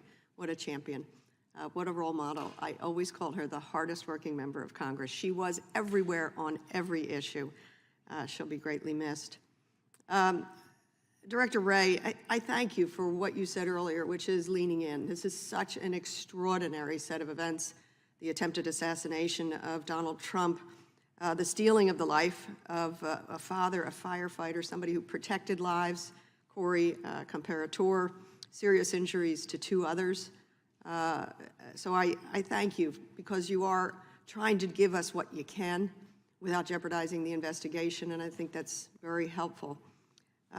Did the shooter also investigate other high-profile folks? We had heard some reporting around that early on. Well, you say investigate other folks. I think this is a place where we still have a lot more work to do. Part of what we did find was a bunch of cached images of a variety of public figures. But again, cached images are those images that you get when you pull up a news story from any number of news sites. If there are photographs in the article, those images are automatically put into the cache on your computer. So it doesn't necessarily mean that you were searching for that person's image. We do have the fact that starting around, at the least around the period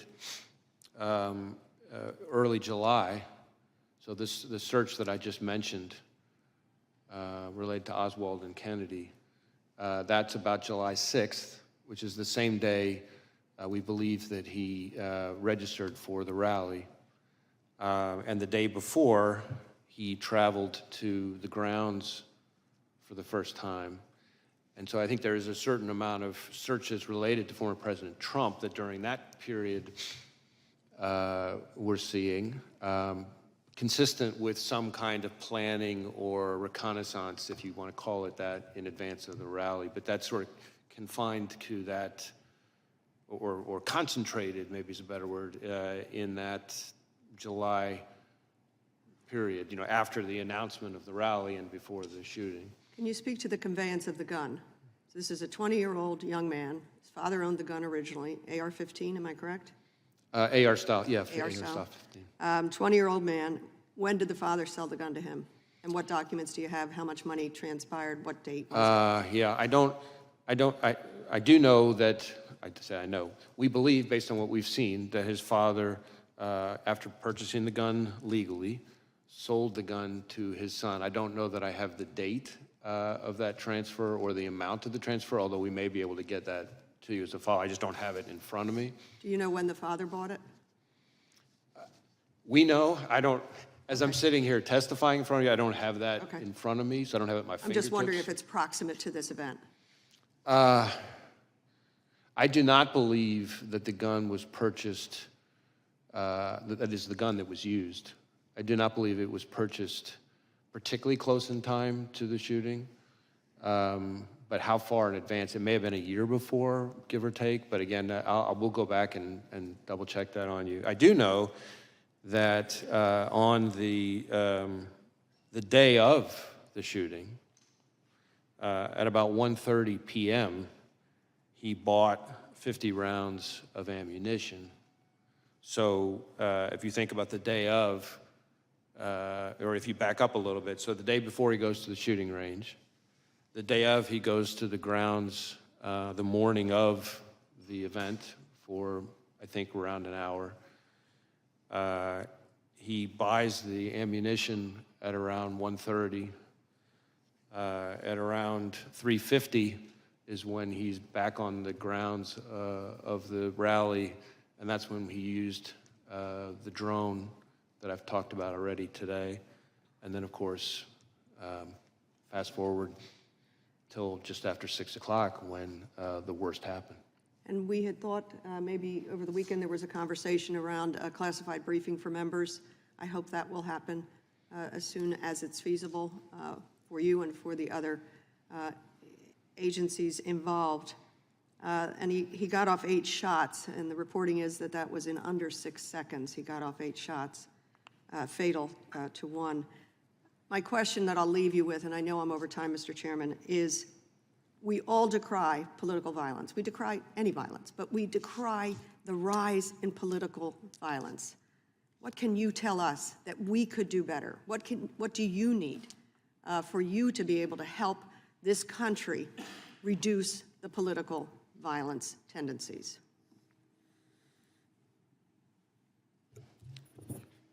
I think this is a moment where, in the most stark way possible, all of us as Americans can see how out of control political violence is in this country. And it's an opportunity for everybody to come together and to try to show that this is not the kind of thing we're going to tolerate in this country. The FBI's role is to focus on violence and threats of violence.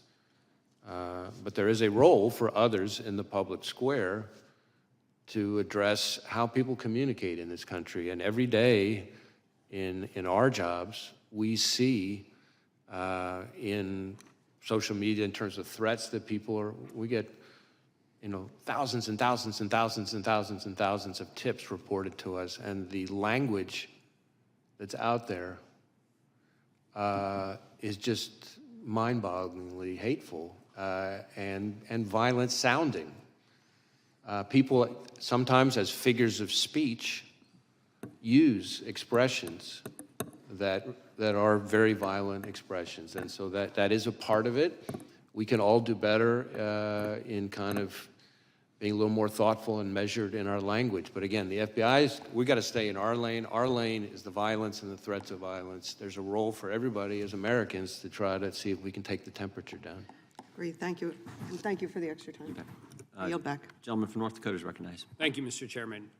And I really appreciate you correcting the gaming thing about this is my coming out party, because we're asking you to do something, and we've had acrimonious, you and I have actually had acrimonious interviews, but we're not here for a got you moment. We're just not on this. And we're asking you to give us information before the investigation is complete. My only recommendation or suggestion would be when that happens, don't necessarily wait till you ask, because don't wait for us to ask. Because and I'll go through why in a second.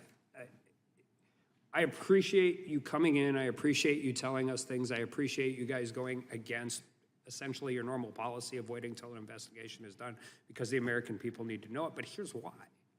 There's a guy with a rangefinder walking around that everybody noticed and then couldn't find.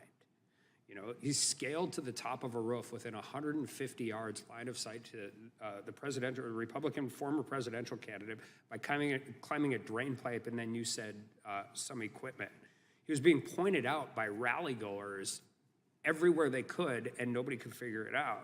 There's maybe supposed to be local law enforcement in the building, either upstairs or downstairs, and all of this is going on. And I was talking to a colleague of mine yesterday on the floor, and it's like, I hate the conspiracy theories that come out, but this is not the FBI's purview. This is the Secret Service's purview.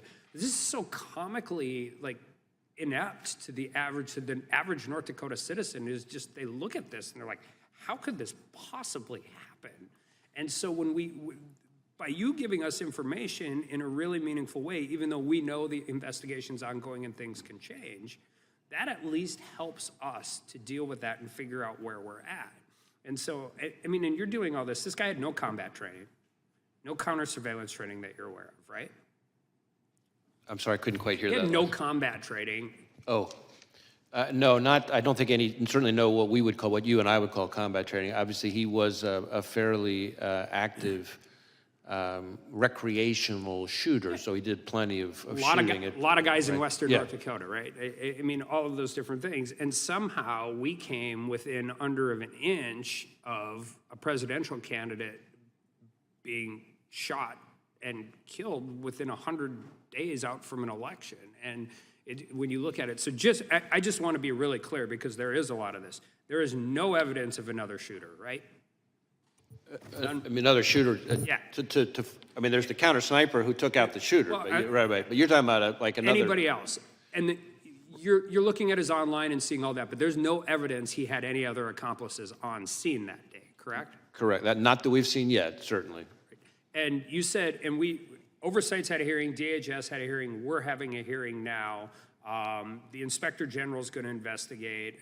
We're probably announcing a bipartisan outside panel. But there's another investigation too, right? Because somebody has to clear the shooter. Like, even though it is a Secret Service officer deploying his, I mean, when an FBI agent kills somebody in the line of duty, what's the process?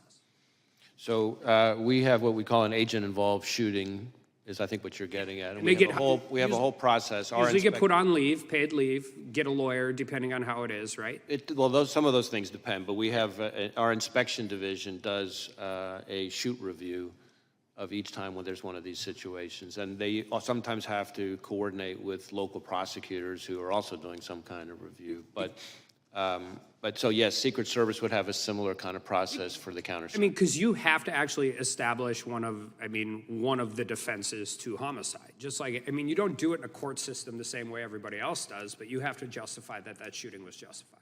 So when the FBI does that, do they conduct that all internally? Most of the time, yes. Every once in a while, there's a situation where the Inspector General gets involved. Do you know how the Secret Service does it? I don't. Okay. And I just think that's important, because when we're talking about how this works, and I don't think anybody is arguing it wasn't, anybody who's seen it knows what happens, but it's just knowing it and making sure that the process is handled correctly. And I just want to shift gears with my last 30 seconds really quickly, because we had a hearing on the northern border in Grand Forks, and you were talking about specific threats from Iran, but also generally. And we've diverted an exceptional amount of resources at the southern border. Our interactions, 114% increase in apprehensions. And the one specific thing, with all due respect to my friends and my neighbors from Canada, it's a lot easier to get into Canada for some of these countries where we have these real issues with terrorist threats than it is to the United States, particularly Iran. And are you guys monitoring that and making sure whatever coordination you have with Canada, that we're paying attention to that as well? We have an excellent relationship, we, the FBI, with our Canadian counterparts, both RCMP, the Mounties, as some people euphemistically call them, and CSIS, my intelligence service counterparts. We have great relationships with them, and terrorism is, I find, probably the #1 thing we talk about. Yeah, they're understaffed and overworked on the northern border, and they can use all the help you get. And with that, I yield back. Gentleman yields back. Gentleman from Maryland is recognized. Thank you, Mr. Chairman. Director, thank you for today. I think I greatly appreciate your candor. I know it's highly unusual to go into this level of detail during an active investigation. and I know it's a special and unique circumstance given the nature of what happened that day. I'll ask my colleagues that we not try and take advantage of this in other circumstances. I think we need to be careful about pressuring our investigators, to disclose information in the middle of an investigation in a casual or routine way. But thank you for what you've done here today. I do want to mention this too. Like Congressman Correa, I went up to Butler with Homeland Security Committee, and had a chance to meet with a number of the people there, including people who were there at the rally. And several of them were elected officials. In fact, one of them that spoke with me a lot was sitting directly behind Mr. Trump when he was shot, and she had video that she'd taken, and she'd love to share it with you all. But she mentioned a couple of things, too, that I hope you all will have a chance to have conversations about. And I know some of it's going to be in the Secret Service lane, some's going to be in the FBI lane. But one of the things she talked about was the fact that the day before the shooting, she and other officials in the town and people who just wanted to prepare the stage showed up and started working on putting the bunting up and decorating it. But the point she noted was that none of them had been vetted. There was nobody there to keep an eye on them and make sure that everything that was being done was appropriate. And she actually sort of thought in the context of hearing that a gun was found, or a gun was perhaps hidden at the site before the shooter was able to get it and use it. I don't know those details, but those are some of the things that came up that day. She also mentioned that there was sort of the outer perimeter. So you had a perimeter around the stage that the Secret Service had set up. Beyond that, you had a field, and then you had the building where the company was, and the shooter got on the roof. Apparently, there was a sort of a second level of a perimeter there that wasn't particularly restricted from an access standpoint, as with the street that was just beyond that. So she raised, and another elected official raised as well, issues about security that may actually kind of get into what you're talking about, whether the ladder was there, how the guy got on the roof.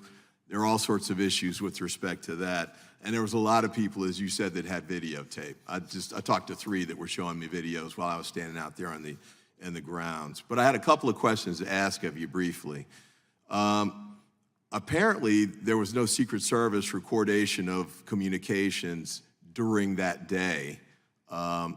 There's no radio runs, we call them, but there's no tapes. Do you know if there are any recorded conversations among law enforcement from that day? I don't know the details of that. I believe there may be some, but I don't have in front of me exactly what we've seen or heard. Okay. And then with respect to email communications, there were a lot of issues about, because my personal view, having gone to the site, was that they just shouldn't have had the rally there. It should not have been permitted. I thought there were just too many roofs. He picked one, but there was like a half dozen others that he could have picked on the other side of the field.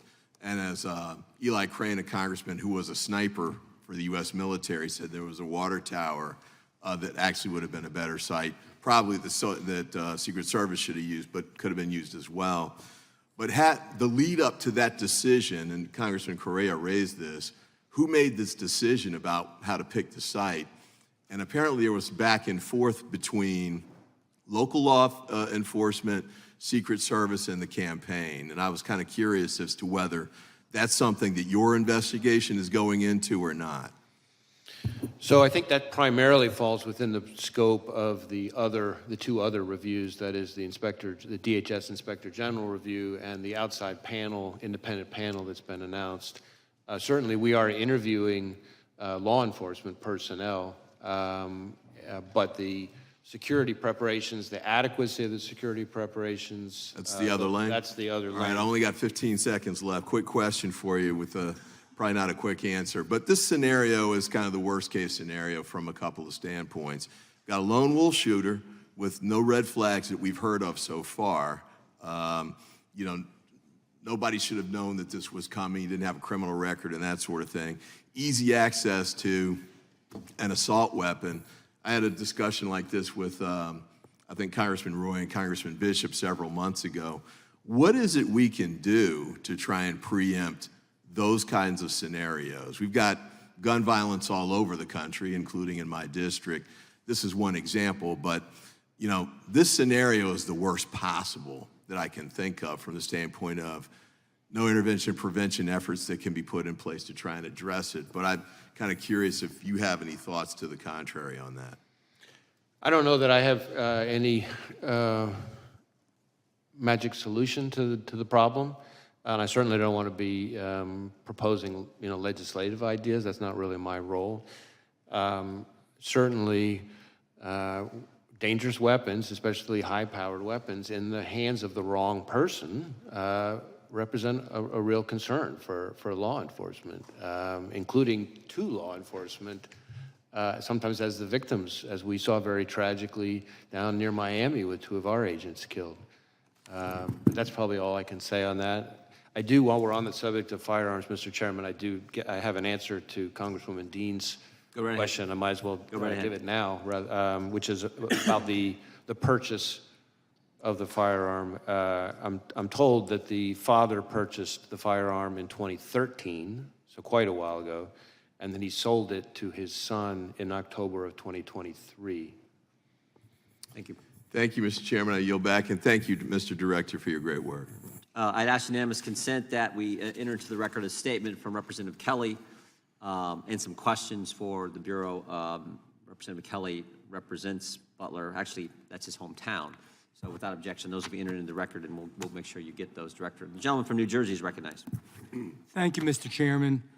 Before I begin, and this is not directly with you, actually, I just wanted to straighten something out. I know my colleagues, the gentlemen and the gentleladies from Georgia, Washington, California, Pennsylvania, they all mentioned Project 2025. Well, I don't know how they expect you to know about that, number one. I'm pretty damn involved. I don't really know a whole lot about it. But President Trump has made it clear, and we're going to say it again, we'll say it over and over again, that there are some things he disagreed with, some things he agreed with that he wasn't that familiar with. It was from the Heritage Foundation.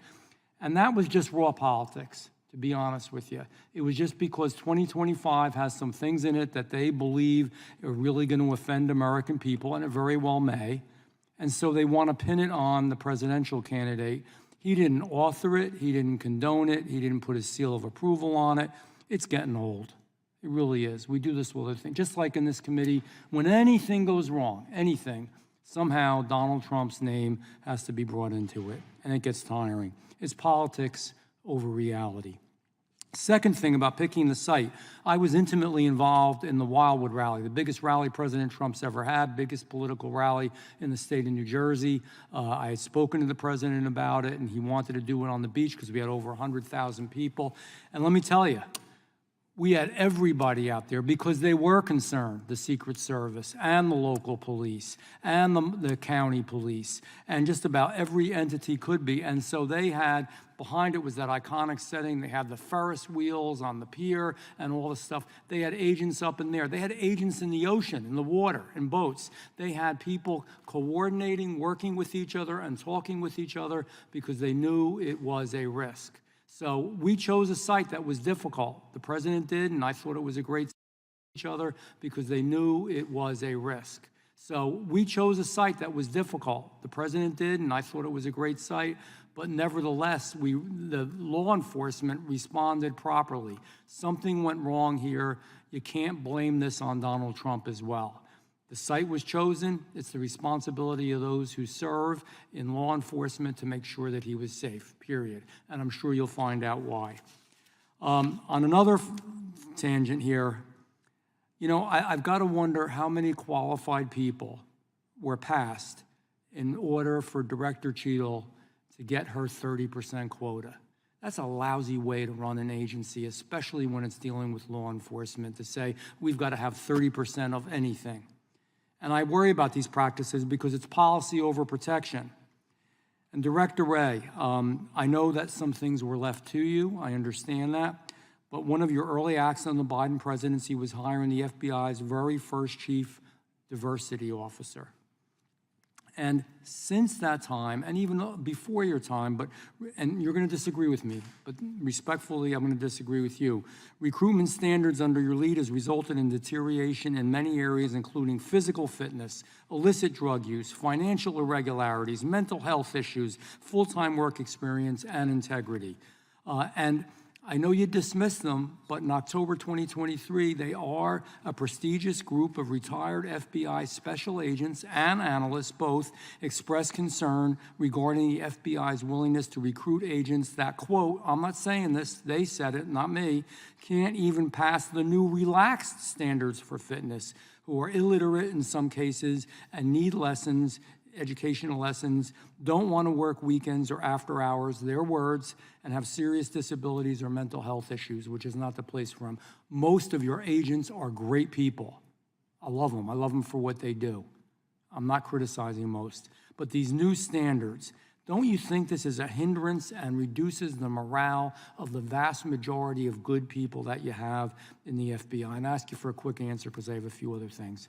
So I respect our retired agents, that many of them come to our graduations now, and I can tell you emphatically that they are mistaken. Those who think that we have lowered our standards, whether it's on physical fitness or anything else, are mistaken. And you can prove that. The facts back me up on that. The standards are the same today as they were a decade ago. I'll give you they've changed in some well, ways that are appropriate. In fact, the physical fitness standards, depends on how far back you go, but the physical fitness standards that our current graduates have to graduate from Quantico actually exceed some of the physical fitness standards that were in place if you go back far enough with some of our retirees. But what I would tell you, I think part of the reason there's confusion, and again, I accept that these folks are raising their concerns in good faith, but we have actually access to the facts. And part of the reason I think there's confusion, just take the physical fitness thing as an example, is that before you had to pass the physical fitness test before you showed up to Quantico. Now you have to pass it in order to get a badge at Quantico. The standard hasn't changed. You still have to pass the same test, the same 12-point standard, et cetera. All that stuff applies. The only difference is you can pass it while you're at Quantico. But if you don't pass that same test that's been in place for a long time now, you don't get a badge. And we will dismiss people from Quantico, and we do, who don't pass that Director, I know test. I have to wrap this up, and I appreciate that. If you could get us information that substantiates what you say, that should be easy enough to do to the whole committee, I'd appreciate it. You know, feelings in this administration are more important than functionality. It's resulted in a border crisis. We don't have time to talk about that. You've spoken out about it. I appreciate that you've spoken out about it. I think it's also resulted in shortages in our nation's law enforcement and our military, and I think it makes us less safe. So I look forward to seeing those statistics and that proof, because I have people talking to my ear that tell me otherwise, and I yield back. Gentleman yields back. The gentleman from Alabama is recognized. Thank you, Mr. Chairman. Director Wray, I appreciate you being here today, and I certainly appreciate your forthcomingness and giving us information that I think that the American people want. And, you know, to me, you have a very difficult job right now. In the past, and under Comey, certainly, the Russian collusion narrative got out pretty heavily, and that came out of the FBI with the FISA warrants and that sort of stuff, spying on General Flynn. And then the laptop issue, the Hunter Biden laptop issue, which the FBI actually had in their possession. So I have 800,000 people thereabouts that I represent, and our job is to restore trust. And so in a lot of the hearings we've had this week, they say, well, the FBI is investigating that. Every answer was the FBI is investigating this. And so in some ways, it kind of landed in your lap, and I appreciate you being here. But, you know, it's just, for me, the question of how does a 20-year-old acting alone get a long gun, a rangefinder? We know he bought a ladder. I guess he reconned here and realized he didn't need the ladder to get on top of the building, so he left it at the house. Get on a roof within 150 yards of one of the most famous people in the world, I guess now, and a former president. How does that happen? And how do we restore trust in the American people that the FBI and the DHS, who is under Mayorkas's directorate now, how do we verify and get trust back to the American people that these agencies are really working to protect the president? And I'm not trying to place blame specifically, but I never thought that we'd raid his house. I never dreamed that they'd raid a former president's house. I certainly never imagined that they would actually indict him. And I felt, well, they'll never find him guilty. And now we've had a threat on his life. So How do we restore trust in the government of this country and the agencies that are here that we pay and provide $3 billion a year to the Secret Service to protect some of the leading political candidates in America? That's a lot. I'm sorry, that's a lot of questions, but I'm going to give you a little room to talk. Right. No, listen, obviously you included a lot, as you said, in your question, and as you might imagine, I disagree fairly strongly with a number of parts of it, but sensitive to the time, I guess what I would say this, I can speak to my approach to running the FBI. Again, the FBI was not involved in the physical security of the rally. That's, we come in as the investigators afterwards. And as I've said before, our investigation is an investigation of the shooter and his attack.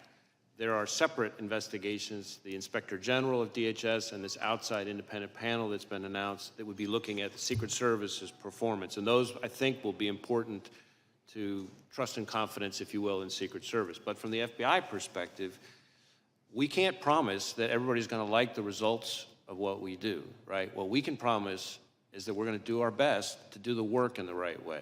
That's all we can do. And so I keep telling our folks every day on this and on everything else, our focus has to be, we got to do the work in the right way. We got to make sure we do the work in the right way, and then no matter who likes it, because everything we do, somebody doesn't like it.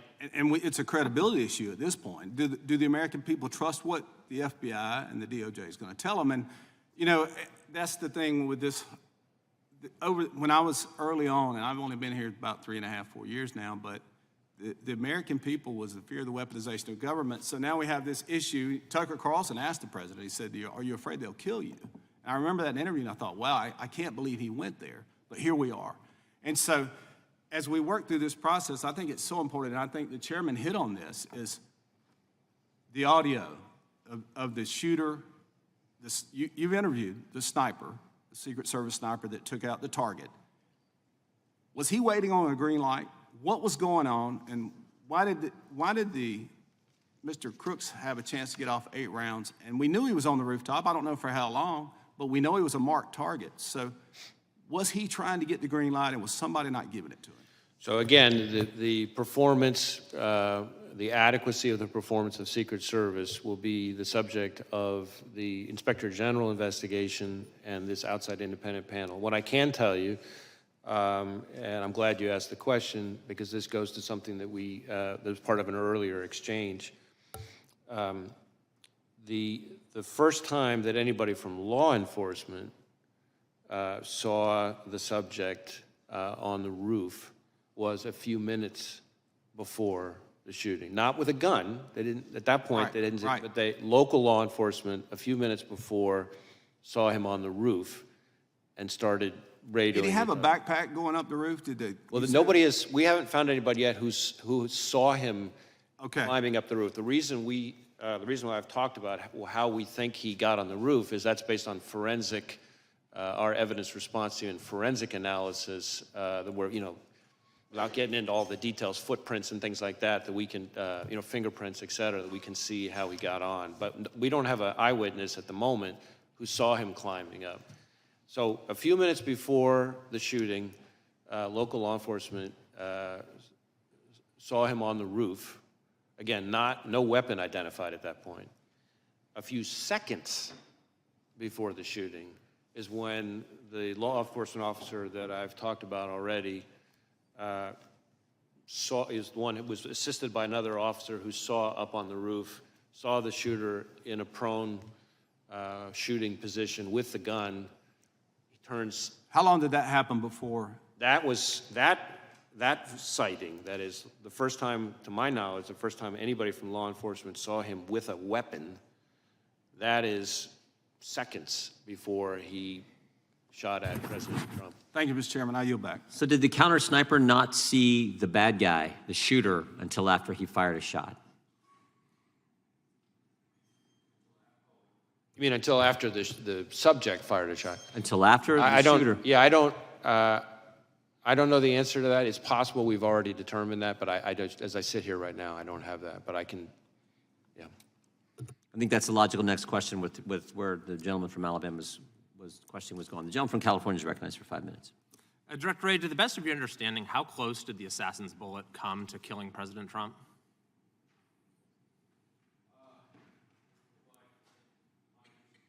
My understanding is that either it or some shrapnel is what grazed his ear. So I don't know that I have the actual very distance. close, though. What's that? Very, very close, you would agree. Yes.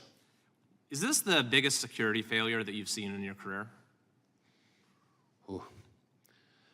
Well, certainly I think former Director Cheadle has already, I think, acknowledged that this was a significant, at the very least, a significant operational failure. I forgot her exact words, but I will defer on that. I think We really speaks for haven't seen itself. anything like this in at least decades in this country, right? The attempted assassination of a president, current or former, is a historic event. Was this a sophisticated plot that Thomas Crooks carried out? Well, I think probably depends on your definition of sophisticated, right? So on the one hand, he's a 20-year-old, seems to, from what we've seen so far, loner, without a lot of elaborate criminal history, without any criminal history or anything like that. On the other hand, he did clearly do some level of planning and recon. When did the planning start, to the best of your knowledge? What's that? When did the planning start? Well, we're still drilling into that, but we know, we assess that on July 6th, So a week in advance. for example, it seems to be that he seems to become very focused on it, because that's when, as I've testified here today, that's when the laptop that we've tied to him has the Google search, how far away was Oswald from Kennedy? I mean, that seems like an indication of a total amateur, right? Someone who's searching for that, and he's doing it a week in advance. Again, I don't want to characterize him, I frankly don't want to give him the credit of characterizing him as amateur or professional, but what I will say is that there are some things he did that involve a certain amount of planning and preparation. On the other hand, if you're telling me, do I think this is the most sophisticated ever? Of course not. We deal with much more sophisticated adversaries all the And time. you probably prepare for more sophisticated plans to target high-level officials. I'm sorry, I couldn't You hear probably prepare for more sophisticated plans to target high-level officials, correct? We don't do physical security, but yes, obviously we're investigating much more sophisticated attacks all the time. How about the encrypted applications on his phone? Were those there for a while, or did he download them, in the days or weeks leading up to the assassination attempt? I don't have the answer to that sitting here right now. I think it may vary from platform to platform because he had a number of encrypted messaging apps on it. And again, as I've said, we're trying to get access to that content.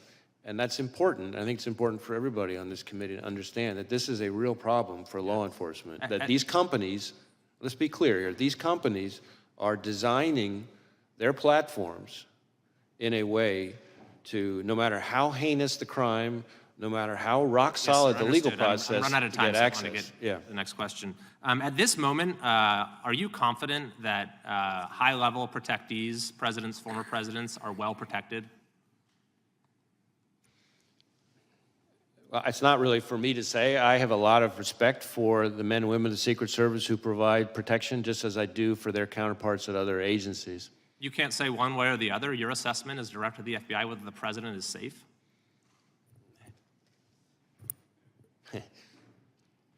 I'm not an expert on protective details and physical security. What I would tell you is that we have a very robust system for sharing threat information with those agencies, and that in my experience, the men and women of the Secret Service are professionals who are hardworking, who are literally willing to take a bullet for their protectee. You mentioned a thwarted assassination attempt against former President Bush. Are there any other thwarted assassination attempts against current or former presidents that you could discuss?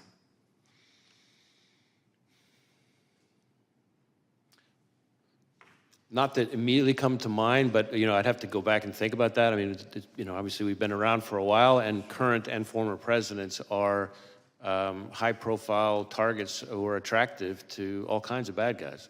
There's also been reports that the shooter's parents called local law enforcement to say he was missing on the day of the shooting. Is that correct? And if so, Is that something that you would see as a sort of a natural thing for them to do? It seems like a 20-year-old who's been missing for a few hours, maybe his parents don't, first thing they do, call the police. What was going on with that situation?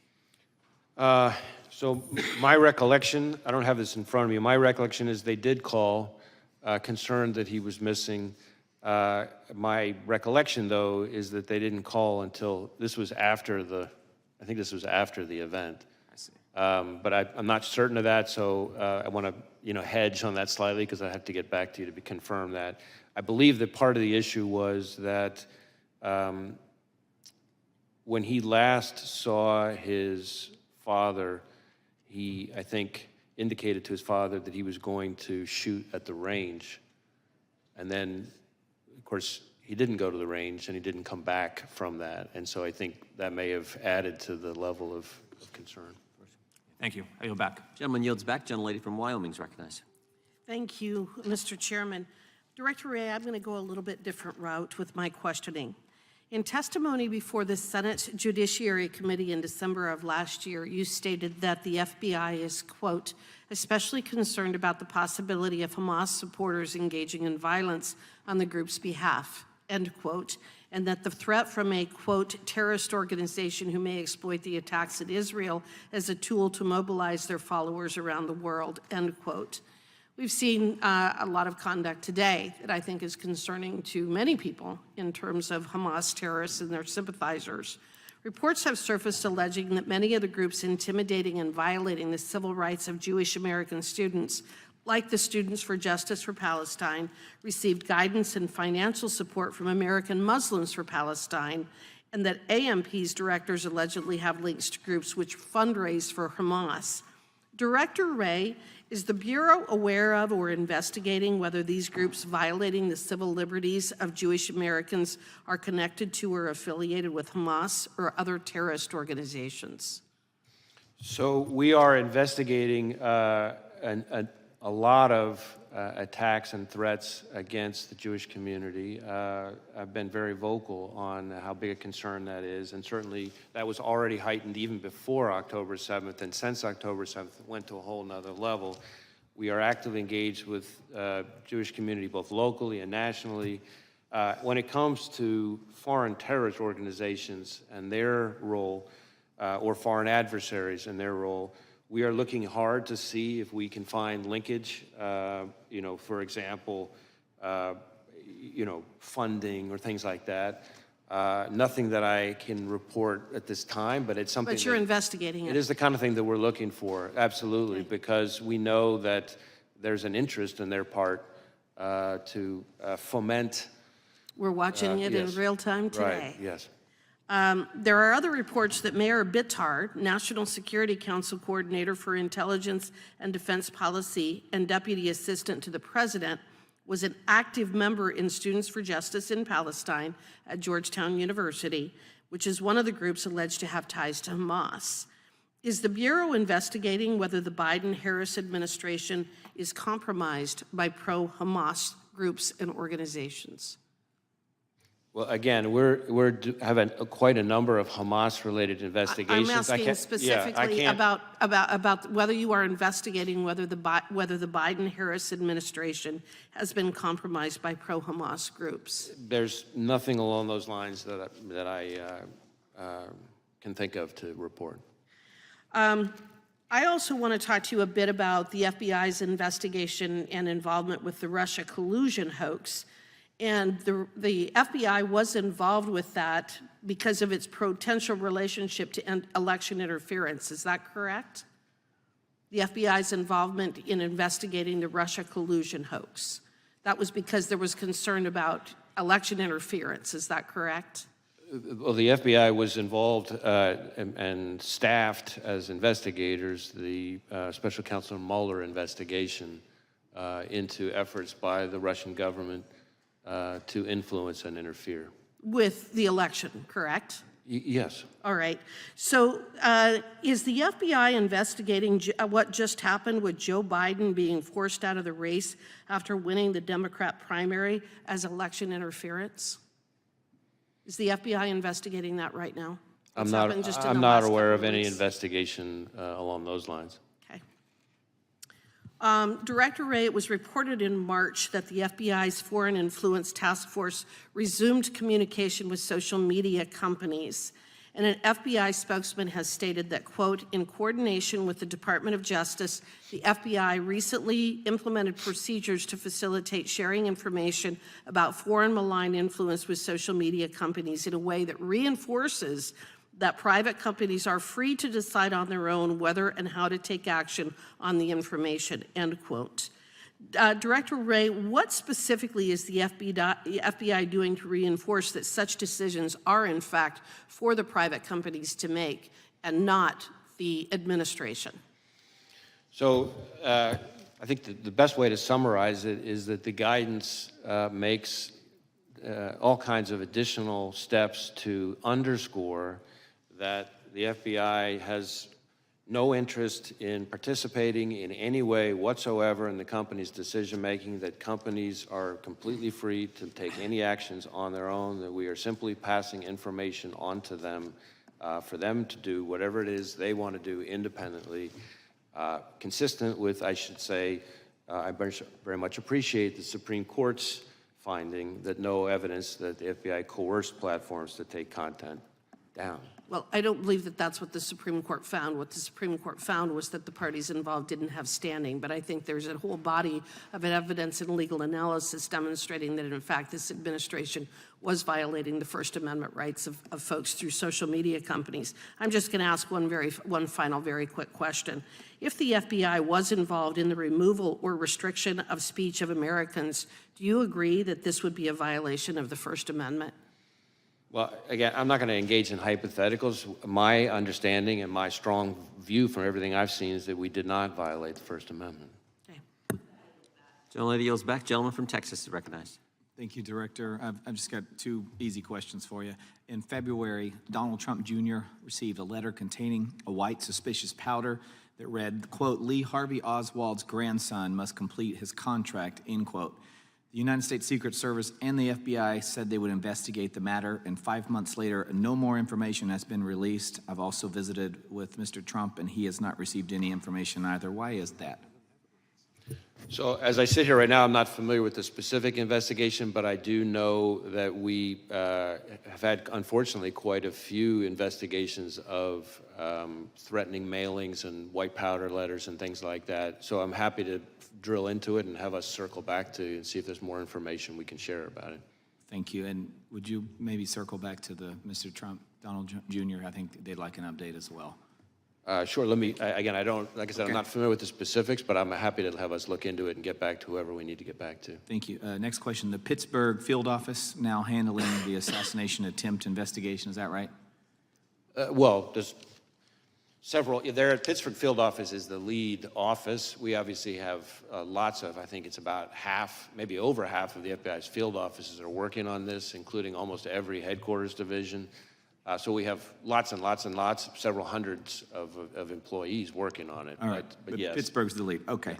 This is the same office that botched the Hunter Biden laptop case. And they, in my view, and my constituents and many Americans, displayed a clear reluctance, that's a quote, reluctance to really do any tasking, quote, effectively failing to investigate, according to the U.S. attorney on the case. My question is, how can we trust this office, and why does it keep reappearing in critical election-related investigations, or is that just dumb luck? So I want to be a little bit careful on what I can say here, because some of what you're talking about relates to an ongoing investigation being led to by the special counsel, Mr. Weiss. But what I can tell you is that the Pittsburgh field office's involvement in the matter you're talking about was the choice by the Attorney General Barr to have the U.S. Attorney and the FBI field office in Pittsburgh handle that particular matter.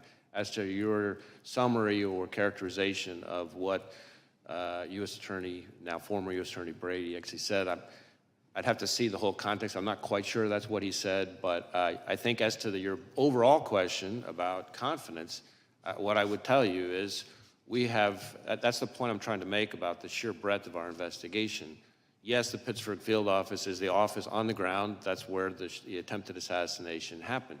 But we are using the full might of the FBI, criminal and national security. That's why I'm pointing out that multiple field offices, over half of our field offices, almost every headquarters division, several hundreds of employees. These are people who are working around the clock to deal with this historic attack. And I have the utmost confidence in those hundreds of employees, agents, analysts, and professional staff, and the American people should too. I yield to Mr. Jordan. I appreciate the gentleman yielding. Director, I guess I'm not clear exactly where all, you said there were 8 shell casings on the roof, so 8 bullets were fired. We obviously know that Mr. Comparatori lost his life. Two other rally-goers were injured, seriously injured, and then the one that hit President Trump. Does that account for, were some of these individuals hit multiple times? Where did all 8 bullets go, is I guess my question. I don't have that in front of me. I'm happy to circle back and get that to you. It's assuming we have that information yet. As I said, I think with respect to former President Trump, there's some question about whether or not it's a bullet or shrapnel that that hit his ear. So it's conceivable. Although, as I sit here right now, I don't know whether that bullet, in addition to causing the grazing, could have also landed somewhere else. But I believe we've accounted for all of the shots and the cartridges. So let us get that. It's my understanding that the very first one was the one that hit the president. Is that the very first shot, or is that not accurate? I don't, as I sit here right now, I don't know the answer to that. I believe we know the answer to that. I just don't have it in front of me. Okay, okay. Is there any chance I mean, it seems to me that this bad guy, this shooter, was focused on President Trump, but you indicated that he purchased 50 rounds of ammunition, I believe, earlier that day. Do you have any indications thus far in your investigation that in addition to going after and trying to assassinate the former president, he was also looking to do a lot more damage to other individuals? That's a hard question to answer. What I would say is I agree with you that his preparatory activity is what we've seen so far, the limited information that has been relevant and interesting about his preparatory activity does seem to be that he had settled on former President Trump as a target and this rally as his moment to try to take a shot. But in addition to the 50 rounds, of course, you have the issue of these explosive devices. Right. And so what else he may have had in mind is something that I think is very much of an open question. On the one hand, you have these explosive devices, including the one still back in his home that wasn't in quite the same stage as the one in the the ones in the vehicle. But he clearly had those explosive devices for some reason. And so we're trying to figure that out. As I've said before, sometimes in these kind of situations, you find like a manifesto or something like that. It's frustrating to us, and I'm sure frustrating to you and the American people, that we haven't found anything quite like that. We'd love to have a roadmap that tells us exactly what he was thinking. We haven't found that yet. Doesn't mean we won't. We're looking all over the place, and we're going to leave no stone unturned. Thank you. A gentleman from Texas is recognized. Thank you, Mr. Chair. Thank you, Director, for being here today. I know it's been a very long day, busy day on Capitol Hill, and also I want to apologize in advance if there's any repetitive questions from me. But I have to ask, given that our sitting president resigned from the campaign on Sunday and the Secret Service Director resigned yesterday, you don't plan on resigning anytime soon, do you, sir? No, sir. Good to go. Earlier today, you told this committee that you recovered 8 bullet cartridges from the roof next to the shooter. And given that testimony, I have 2 questions for you. How many shots were fired at President Trump, and how many shots were fired in total of the entire day? I know I keep hearing 8, but were there any more that were unaccounted for? The best information I have right now is 8 shots. As to the sequence, I'm not sure I have that sitting here right now. As I said to the chairman, I'm going to go back to my team and see if we've got that nailed down yet. And if we have, I'm happy to share it with you and the rest of the committee. Please do, sir. Thank you very much for that. You also mentioned that the shooter used encrypted messages to communicate. Specifically, do you know what apps or what apps he was using to communicate, and can you confirm if he was communicating with any foreign nationals through the encrypted messages? So as to the names of the apps, I don't have that right here in front of me. As far as communicating with any foreign actors, I'll say two things. One, we haven't, as I think I've testified before, but we have not, at the moment at least, identified any accomplices or co-conspirators, foreign or domestic. So that, as to foreign contacts, of course, that's part of why we want to get access to the encrypted messages, because that might tell us whether he'd been in contact with somebody. Thank you. Let's talk about motive. I know the FBI has taken a lead role in investigating the assassination on President Trump. Your team has searched the shooter's phone, conducted countless interviews, done extensive research into his motives. As of today, July 24th, 2024, do you and your team know the motive of the shooter or have any idea on what could have driven it? Well, know and have any idea are two very different things. Okay. We do not know the motive. That is obviously one of the central questions in our investigation. And it's been very frustrating to us that a lot of the usual kind of low-hanging fruit places that we would find at have not yielded significant clues about his motive. Okay. Having said that, we have seen indications that he was interested in public figures. And that in the period around July 6th, leading up to July 13th, he does seem to have become very focused on this particular rally and former President Trump. But exactly what his thought process was in doing that, that's something that's still very much under investigation. I want to make something clear to the American people to try to help out what motive could be. And again, it's not my job to steer it, but here are some of my thoughts. I'm not sure about motive either, specifically, but I can tell you that after this assassination attempt, people on both sides have said that both parties need to tone down the rhetoric. But recently, just on Monday, in fact, President Biden called into the Harris campaign event and said that President Trump was a threat to democracy. Just take a look behind me at these photos. This is a magazine cover of the New Republic from June 2024, published just 1 month before the assassination attempt on President Trump. In a tweet explaining the cover, the New Republic said this: "Today, we at the New Republic think we can spend this election year in one of two ways. We could spend it debating whether Trump meets the 9 or 17 points that define fascism, or we could spend it saying he's damn close enough and we'd better fight. We unreservedly choose the latter course." Now, sir, I know you said that the FBI doesn't have a clear motive yet, and you've explained that, but in your professional experience as an investigator, do you think that language like this could radicalize someone to engage in political violence? I certainly understand the point of the question. What I would tell you is that, respectfully, I don't think it's appropriate for me as FBI director to be characterizing or engaging in public commentary on specific people's rhetoric.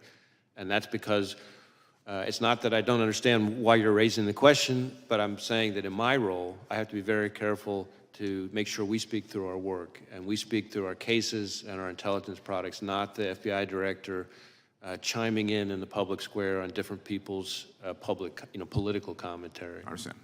For the record, there was an assassination attempt on an American president, and I will be asking these same questions even if it were President Biden. And my message to the American people is that we need to do better.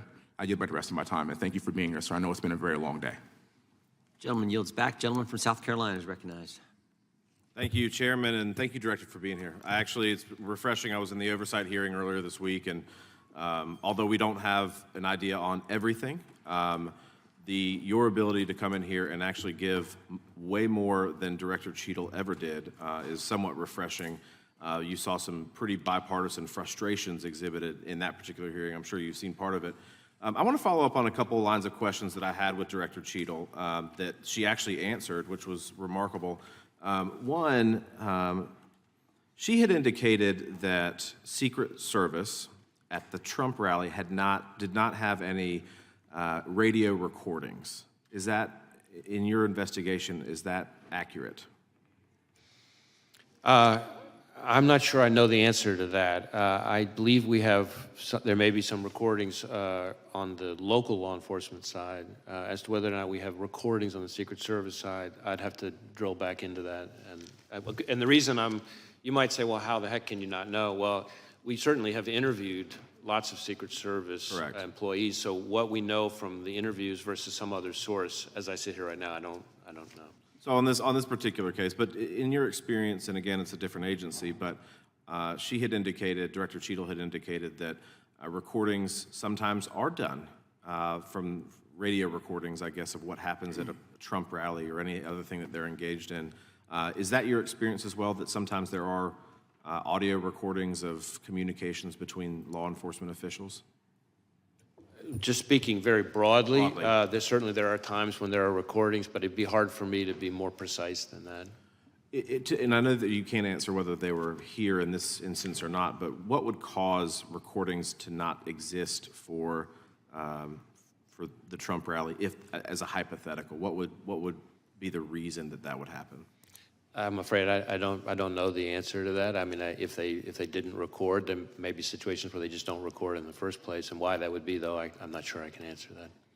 Thank you. Let me ask you this, and this is another line of questioning. Director Cheadle had indicated that seconds before the would-be assassin fired the shot, is roughly seconds, is when he became a person of suspicion to an actual threat. Would you agree with that assessment from Director Cheadle?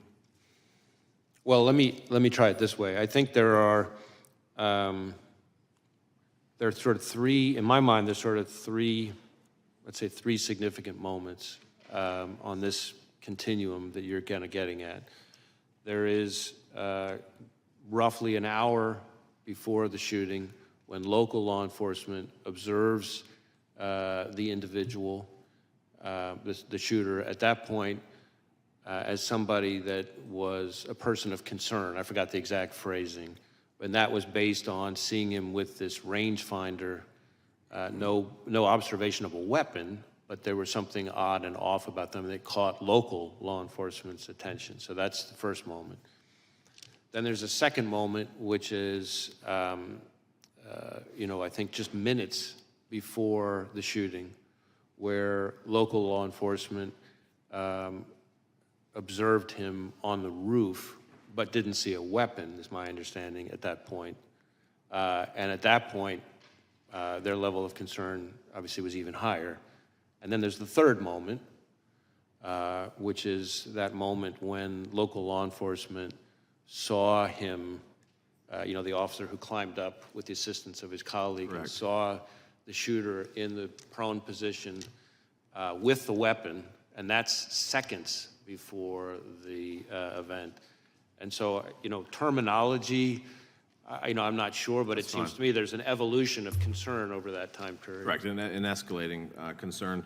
At what point, and this again, I just don't know, so I'm curious, at what point is, say, the sniper who killed Mr. Crooks, at what point is he able to fire a shot, and does he have to have authorization in which to do that?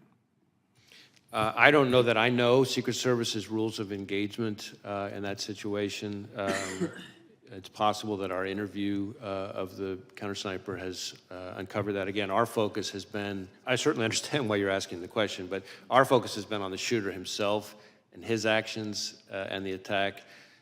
These two other reviews, the DHS Inspector General and the outside independent panel, are both looking at the performance of the Secret Service, which would, I'm confident, include the question that you're talking about. Thank you. And I actually think, from a legislative purpose and what this body will probably ultimately do, it's of great importance that we break down barriers of communication and that we allow, officers to do their job without, so that this doesn't happen again. And I appreciate you being here. Thank you, Director. Gentleman yields back. Gentleman from Ohio is recognized.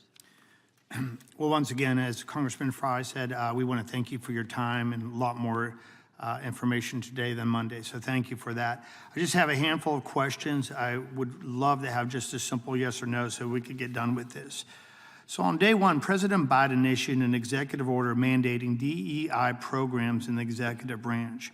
You responded by hiring FBI's first ever chief diversity officer.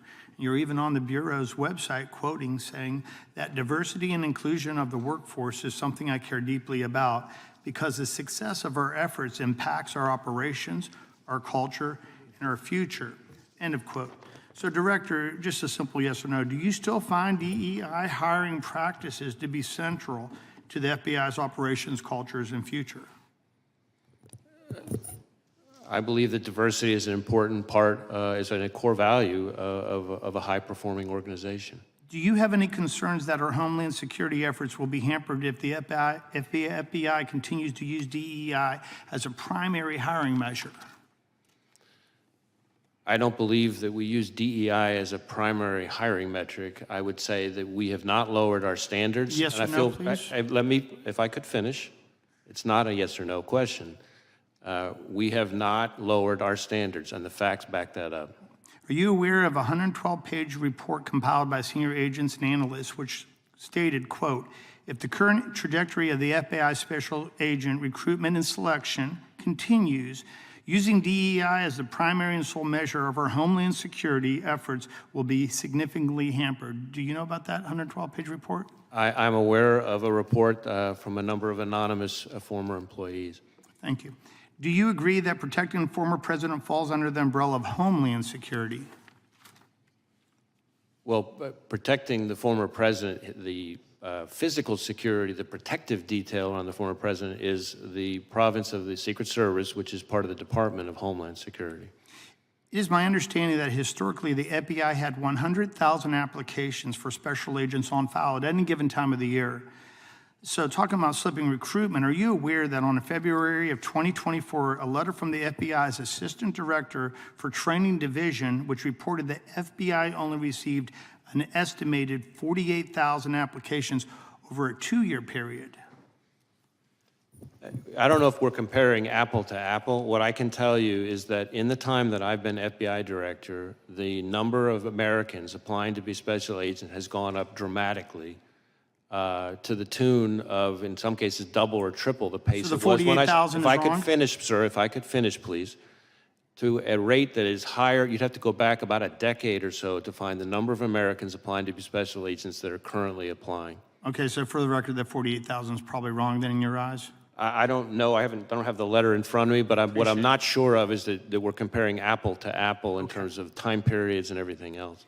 In advance of the Trump shooting, United States Secret Service Special Agent in Charge Tim Burke reportedly told law enforcement partners that NATO summit in Washington, D.C. limited his resources available to the Trump rally. The service has similar DEI hiring aims and failed their zero-fail mission to protect President Trump. Director Cheadle has since stepped down. Could the hyperfixation on hitting Biden administration's imposed DEI rules by causing the FBI and the federal law enforcement agencies to not only miss their prime candidates, but also potential threats? Well, I can't speak to Secret Service's hiring practice. What I can tell you is that, in my view, diversity, like everything else, is something that has to be done in the right way. Just like everything else, there's a right way and a wrong way to achieve it. I think we can and have achieved improvements in diversity and, at the same time, not lowered our standards. And I think part of the reason we've been able to do that is because of the encouraging increase in the number of Americans applying to be special agents. The investigation into the planting of pipe bombs at the RNC and DNC headquarters has been going on for over 3.5 years and will soon have lasted longer than the Biden presidency. I look forward to you proving yourselves because we haven't received any update right now on the Trump shooting since July 15th, and the people really need that. Can the public expect a more transparent and timely investigation into the attempted assassination of former President Trump?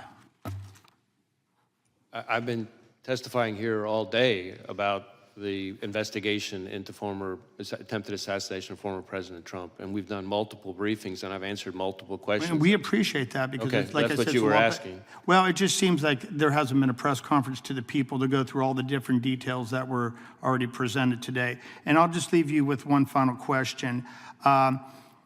The government is not doing their job. Do you feel as the director that perhaps like not only the FBI, but the Secret Service needs to have a complete reconstruction? Do you think it's still put together the way that could best do its job?